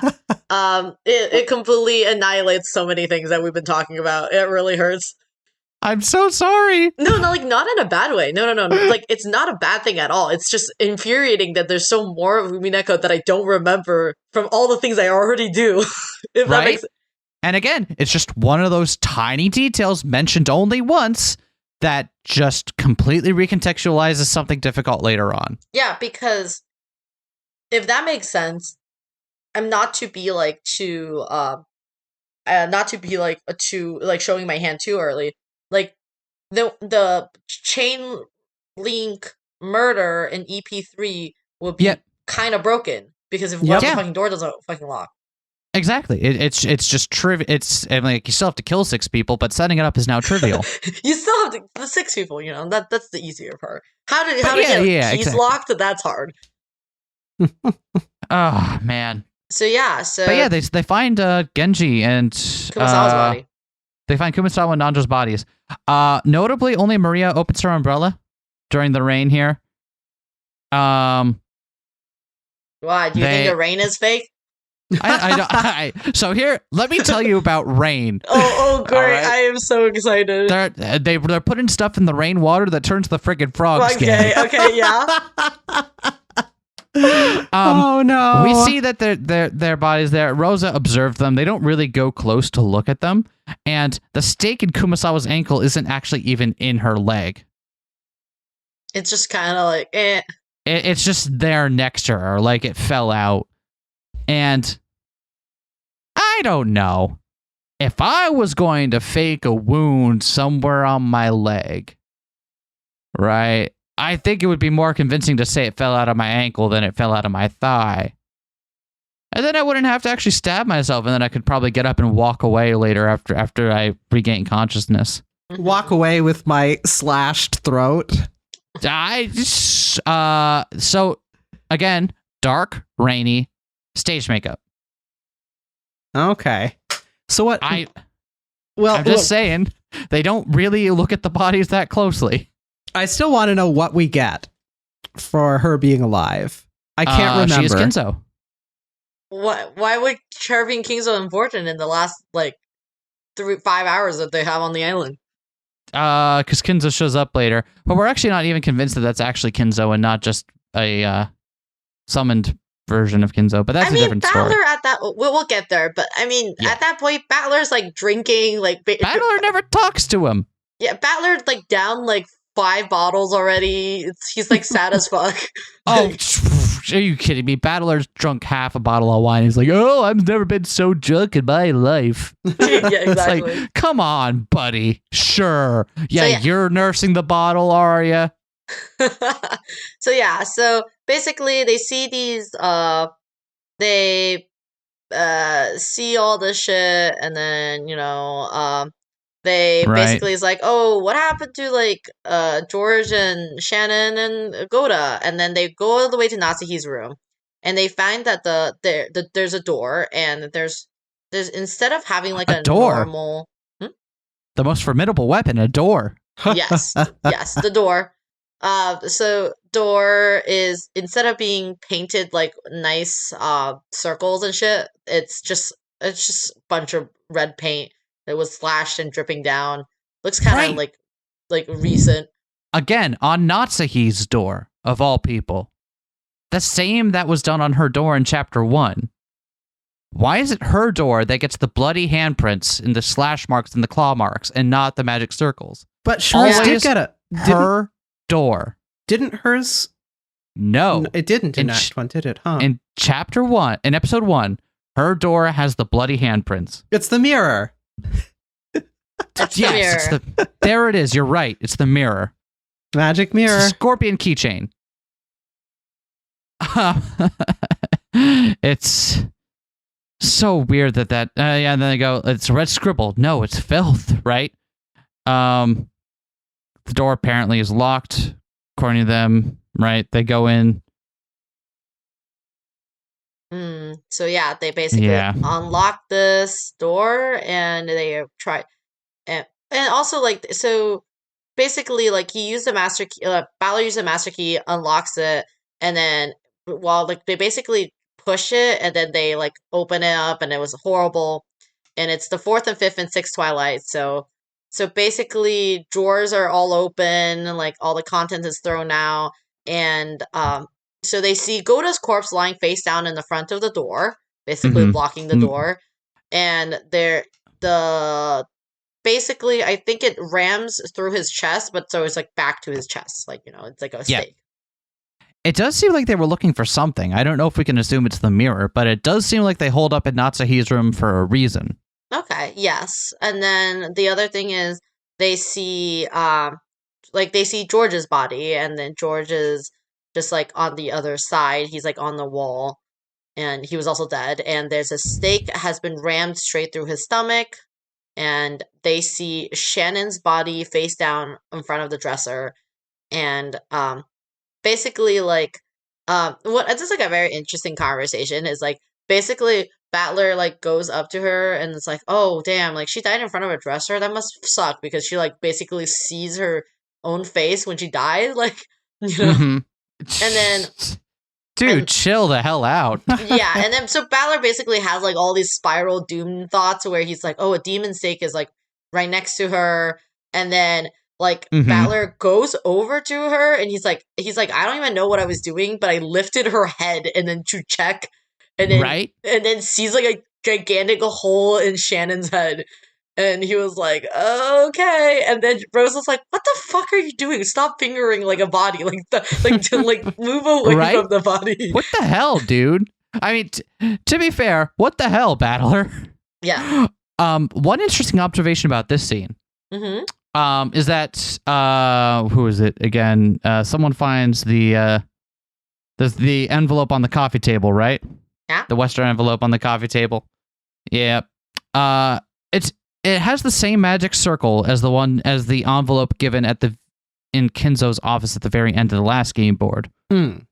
However, the content of the letter is different, which makes it seem like maybe but the magic circle that was folded up on some paper in there with it is the same. So it feels like they had this magic circle in paper envelope combo ready to go for the end here, but the actual contents of what was written on it changes. How could I don't know what to make of that. That's just a weird observation. Okay. And it's the third magic circle of Mars, meaning discord. To agitate internal divisions and cause the enemy to bring about their own downfall. Also, I've been on some discords like that. Yeah. You know what? I've had to kick a couple of people for being like, yeah. Can we talk about the major bomb that Rosa drops as soon as they leave and go back to the parlor? Yeah. You might be Rudolph Nissan's child, but are you that Battler? Yeah. How the fuck does she know about that? Is she just taking shots in the dark and being sassy? That's too pointed for that to be the case. It's also just like really fucking weird because this conversation gets even weirder now since you have read EP4. It's like, read this conversation and tell me you don't think like it's gonna scratch your brains out. Right? It's like maybe aren't really Ushiromi a battler, but someone who snuck in trying to skillfully steal the wealth of Ushiromi family. Can you clearly prove that you are Ushiromi a battler right here, right now? And the thing is, Vivian and I have talked about the idea that because what seems clear to us is that there were two children. Rudolph had a child with each Osamu and Kyrie. Yes. Right? And the one that is here now in the present day appears to be Kyrie's child. Sure. And we've gone back and forth over the possibility of like how the mechanics of this work out, right? Like, are they switched at birth? Or was one allowed to live but then switched in later after a child died or whatever? We don't. It's so weird. Like, is there any scenario where there were two battlers alive for a meaningful amount of time? He was gone for 6 years. Right? That's a long enough time for the battler he was replacing to grow into someone that looks similar, but you know what? It's so weird that Rosa knows enough to ask about this. And I don't have an explanation as to why. Yeah. Vivian, what do you think about it? I don't know. I also don't have any explanation. It's just and Rosa weird. also Rosa in this section talking about like, even if I received a large amount of money, you know, all right. She doesn't want to believe in the existence of a demon who would sell out their own parents.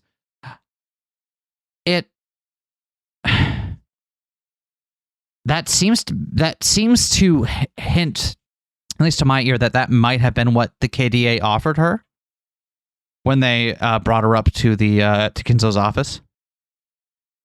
And yeah, my notes at this point devolve into me like, did both battlers survive somehow? I don't fucking know. Those are my notes on that. And then we get a whole bunch of red text about Natsuhi's room, right? Natsuhi's room was exactly the same, just like usual, but we don't know what usual is for her room. Mm. And then we get the infamous line of Rosa in quotes. Which might just be bait or might be the start of something beautiful. I don't know. I mean, anyway, I think of that whole Rosa conversation, and I just stare into the void. I'm like, right? What is this? It's not that she knew, but maybe she was told about circumstances like that by the KDA. I don't. How would they know? It's clear that there is something up with Battler. Even if he is not the culprit, like, then there's still something about him. Okay. Anyway, then we get a scene in Kinzo's office, right, where Kinzo wakes up surprised to be alive. Yeah, which he's not. Yeah, because he's dead. Right, but the person playing Kinzo seems to be alive and surprised that they're alive. Who is it? Kumasawa! It's Kumasawa, also known as Lunon, also known as Beatrice. What is so hard about this? Oh, God. That is so funny. I can't tell if your "oh my god" is so funny means I'm on the right track or I'm far, far off. But either way, I love it here. I mean, I have already said this. Like, I can't. I come here. I mock all your opinions, no matter if they're right or wrong. Yeah, but we wouldn't have invited you on if we didn't trust you to do this for us. By the way, so thank you very much for that. That is you have been and continue to be a great host for this. Yeah. I mean, I how could you get a guest on who also gets equally shocked when you mention something that happens? Like, oh, that happened? That's crazy. Let me go check. What's interesting here is Kinzo's monologue, right? While we also get the detail that Kinzo wears glasses. Yeah, maybe he's a Megane character. Like, we didn't know that. No, it's not on his model. It's not on his sprites anywhere. And I don't know that we've seen anyone else wear glasses yet. I didn't know to pay attention for it. I mean, doesn't George wear glasses? George is Kinzo. He gets compared to Kinzo in like chapter 4, isn't it? He totally gets compared to Kinzo. But Valor also gets compared to Kinzo. He sure does. Yeah, everybody's like, wow, Valor, Kinzo's blood is deep, like thick as in you. But Maria also is like, she's like Kinzo because she likes occult shit. Oh my God, everyone is Kinzo. Everyone is Kinzo. Everyone is Beatrice. Sharing the brain cell, are we, honey? Oh God. So yeah. So Kinzo starts ranting and railing, right, about, I just want a chance to be reunited with your smile. I care not if I die.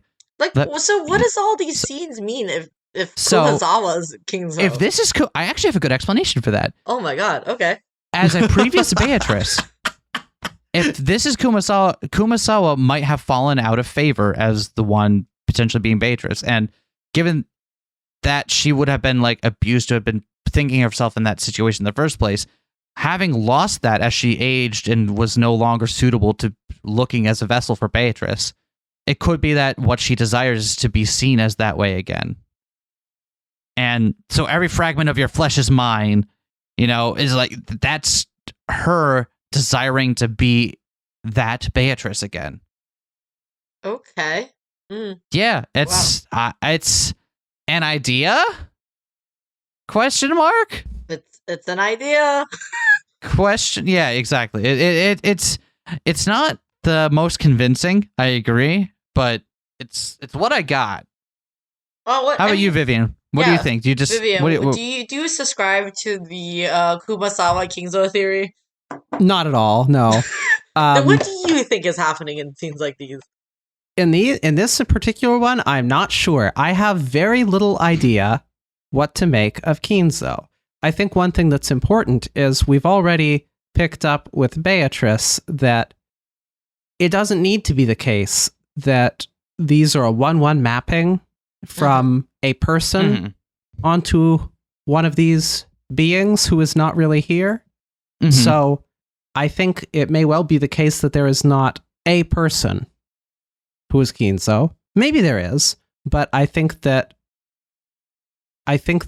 that's something that can fall by the wayside if it's easier without it.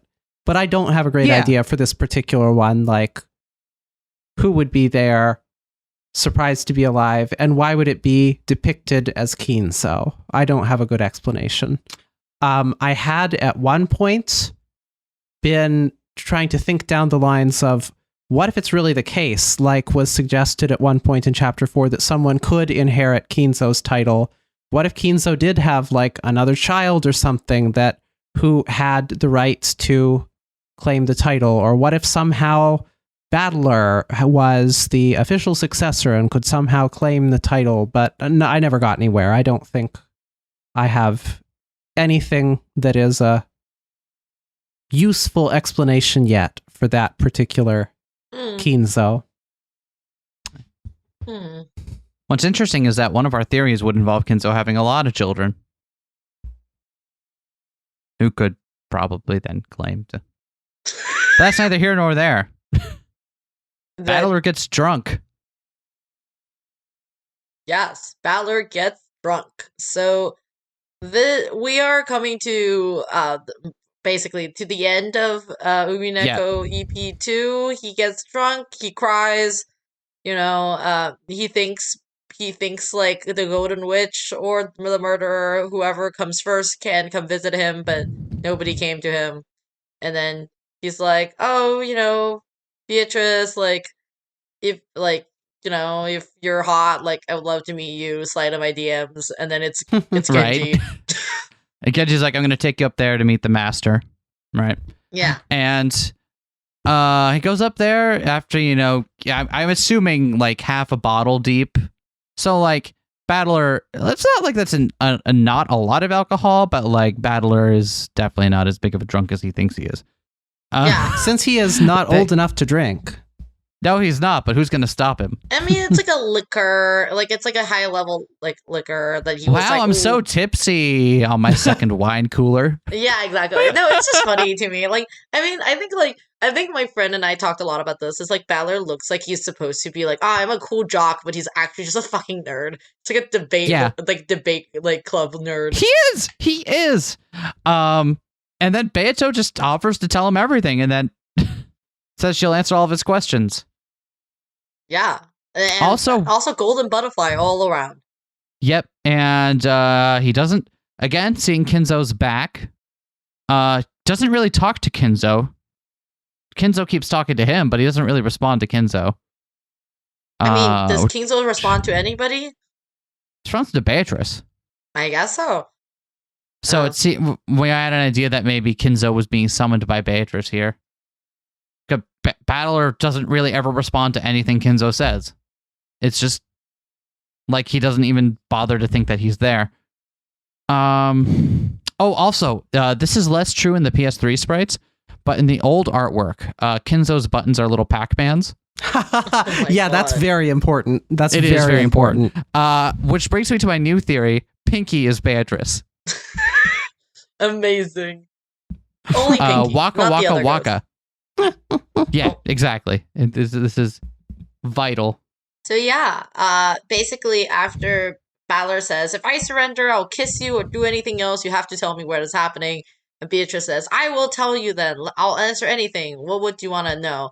And then credits roll. Credit rolls. This is a different scroll than the last scroll. I have it written here. Then the witch started to tell everything. She began answering all of Battler's questions. Everything made sense. He was convinced by all of it. And that battler had no choice but to admit the witch certainly did exist. And this is different because Vivian and I were talking about this as well. Despite the fact that the game does open with the bottle image again, like the first game, nothing in the credits confirms that this was written on a bottle. Yeah. Or in a message in a bottle like the first game board was. So that might be misdirection. But why did they tell you about the bottle? They didn't. It just showed a bottle in an image during the opening sequence. That's it for chapter 2. They say nothing else about it. And I think we're meant to assume it's another story in a bottle, but I'm not keen on assuming what this game wants me to unless it says it directly. And even if it tells you directly, could you even believe the game? Do you believe Ryukishi? No. I don't believe Ryukishi. He's done nothing to engender trust in me here. Exactly. It's like every day I wake up and I think Ryukishi woke up today and chose violence and went out in the world and lied. And then after the credits, Rosa running out of the chapel, yelling for Beatrice to show herself. She says she finally arrives at the chapel, grabs a gold ingot, at least just this one. She thinks will be worth over 10 million. But Maria's like, the Golden Land's gonna open soon. What is the Golden Land? This is, I think, this is the first chapter where we get a bunch about the Golden Land, right? The Golden Land somehow involves people dying. I think we know. I don't think Golden Land is death itself, but it seems that in order to go to the Golden Land, you have to die. That seems to be the one constant about the Golden Land throughout all of this. So I don't think it is literally... Go ahead. Yeah, I was going to say, okay, so let's talk about the Golden Land. So, in the very beginning of EP2, Shannon, Kanon, they talk about Golden Land and talk about Golden Land with Beatrice, and Kanon's like, I don't really see what's so cool about it. And Shannon's like, here's like, oh, maybe you could be happy or whatever. Like, you know, like that kind of gay shit. And then later on, like, you get to hear about the Golden Land again, where basically Maria's not worried about these murders at all because she's like, you know, once all this is over, we're going to go to the Golden Land. It's going to be great. And we even see, supposedly, a Golden Land in EP4. You know, you have the showdown between Anjay and Beatrice, where she basically barged into their Golden Land between like Anjay, not between Maria and Beatrice, and you know what's that about? Right. Like, so yeah, what do you think Golden Land is? Like, do you think it's a state of mind? Do you think it's a crypto island? Like, what is this? Sword Art Online. As usual, the Golden Land is just a VR world. VR world. Yeah. I will stand by this claim until the end of time. It explains everything so conveniently. Yeah. So they're all VR gamers. Exactly. One thing I find interesting that we got in chapter 4 is Shannon saying that she's been to the Golden Land. She's gone there for a little while. And we get more about what it is. It's a place where you don't have to feel all these awful things and worry and so on. And she's been there. And that's interesting to me. So maybe the Golden Land is like a state of contentment. Like, when she describes it that way, I can't. It's a state of mind. I guess when she describes it that way, I can't help but feel very like it bears similarity to like feelings I've had when I live with major depression. It sucks. But like who the part these about days?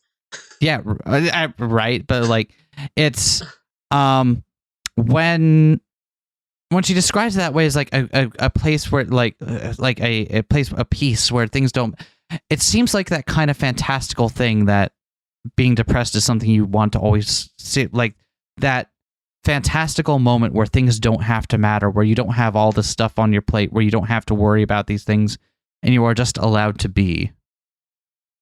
I don't know if that's Do you reaching think that's out. a good thing? Or like, no, not necessarily, but like it's the language seems very familiar, so I'd be remiss not to bring it up. What do you think, Vivian? I'm not sure.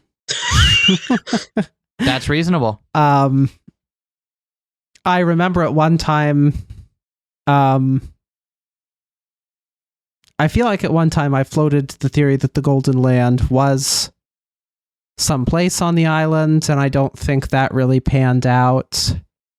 The idea that the Golden Land is death seems kind of odd for Shannon to say she's been there. I guess if she had, like, been in a coma or something, maybe, but like a dream or rest or something like that. It's tough for me to say.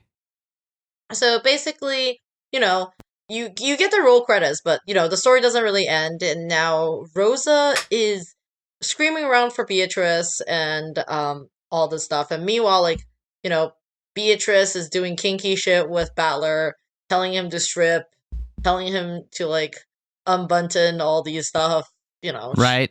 Completely tripping, like, all the stuff. And now the whole island is getting flooded by golden butterflies. Like, you never see Kinzo out of his room, like, until up to now. Like, in the second EP, he comes down and there's going to be a goat masquerade. Nom nom nom nom. Where all the goats, so there's a bunch of goats going around. The goats are gentlemen in suits and tuxedos and lady in dresses. They're having great time and they're chatting with each other, and they all have like goat heads, and they're just like, having a good time. Yeah. And she's just parading her new boy toy in town.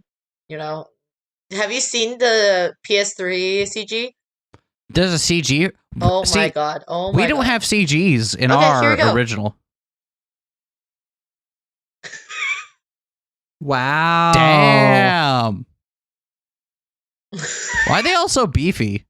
Like, I feel like we keep coming back to this, but yeah. It's like, no, it's not about Battler's naked rear. It's about the beefiness of the goats. Exactly. That's far more important than Battler's naked ass.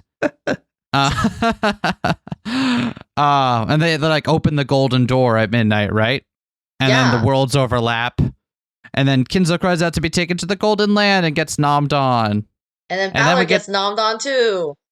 Gabu Bogyaku Gabu Bogyaguki Guki Boryu. Yeah. So amazing footage. I'm so glad you had that ready to go. Oh, 100%. This is how I'm keeping track of what we've been talking about. Has been literally just looking at the LP archive. This is great. So basically now all the stuff, golden butterflies everywhere, and Maria and Rosa are just running. So there's no way any of this has happened.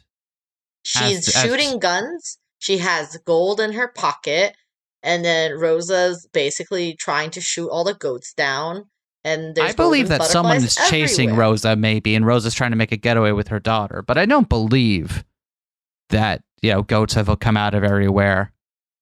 So what do you think is happening then? I don't know. Kanon has fully snapped and made everyone believe in this fantasy that now, who's alive to even do this huge goat masquerade, or even Genji, Battler, and Battler's running? Like Battler, like drunk Battler, I don't know. who were drunk on 2 bottles of Kool-Aid.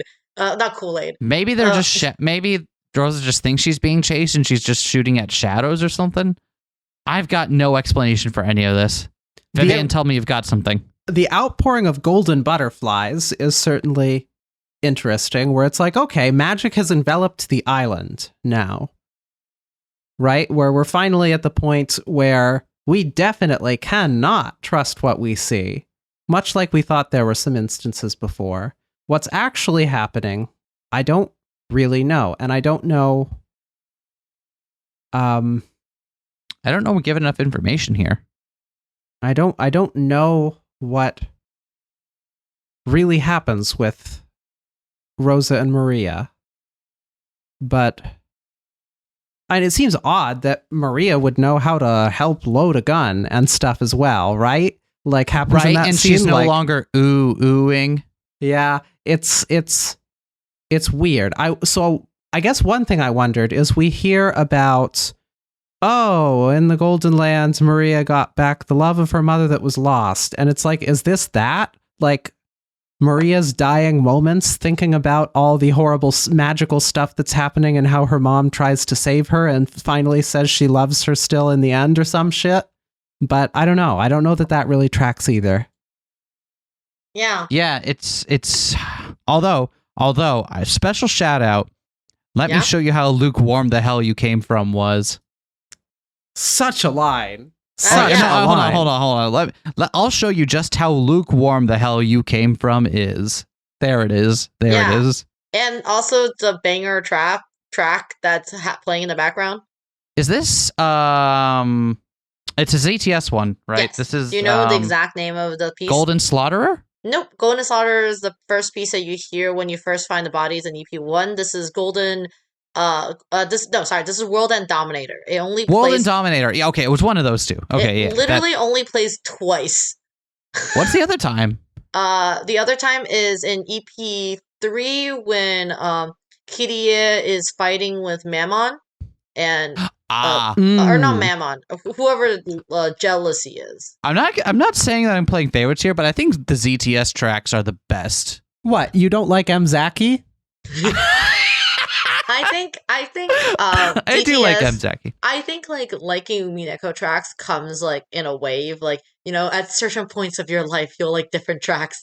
At certain points of Umineko you'll like different tracks. Dream and Discharger is still the best song on the soundtrack. It's actually really funny because you're not gonna get to Dream and Discharger until very, very, very later. It's at the end of chapter 4. Is it?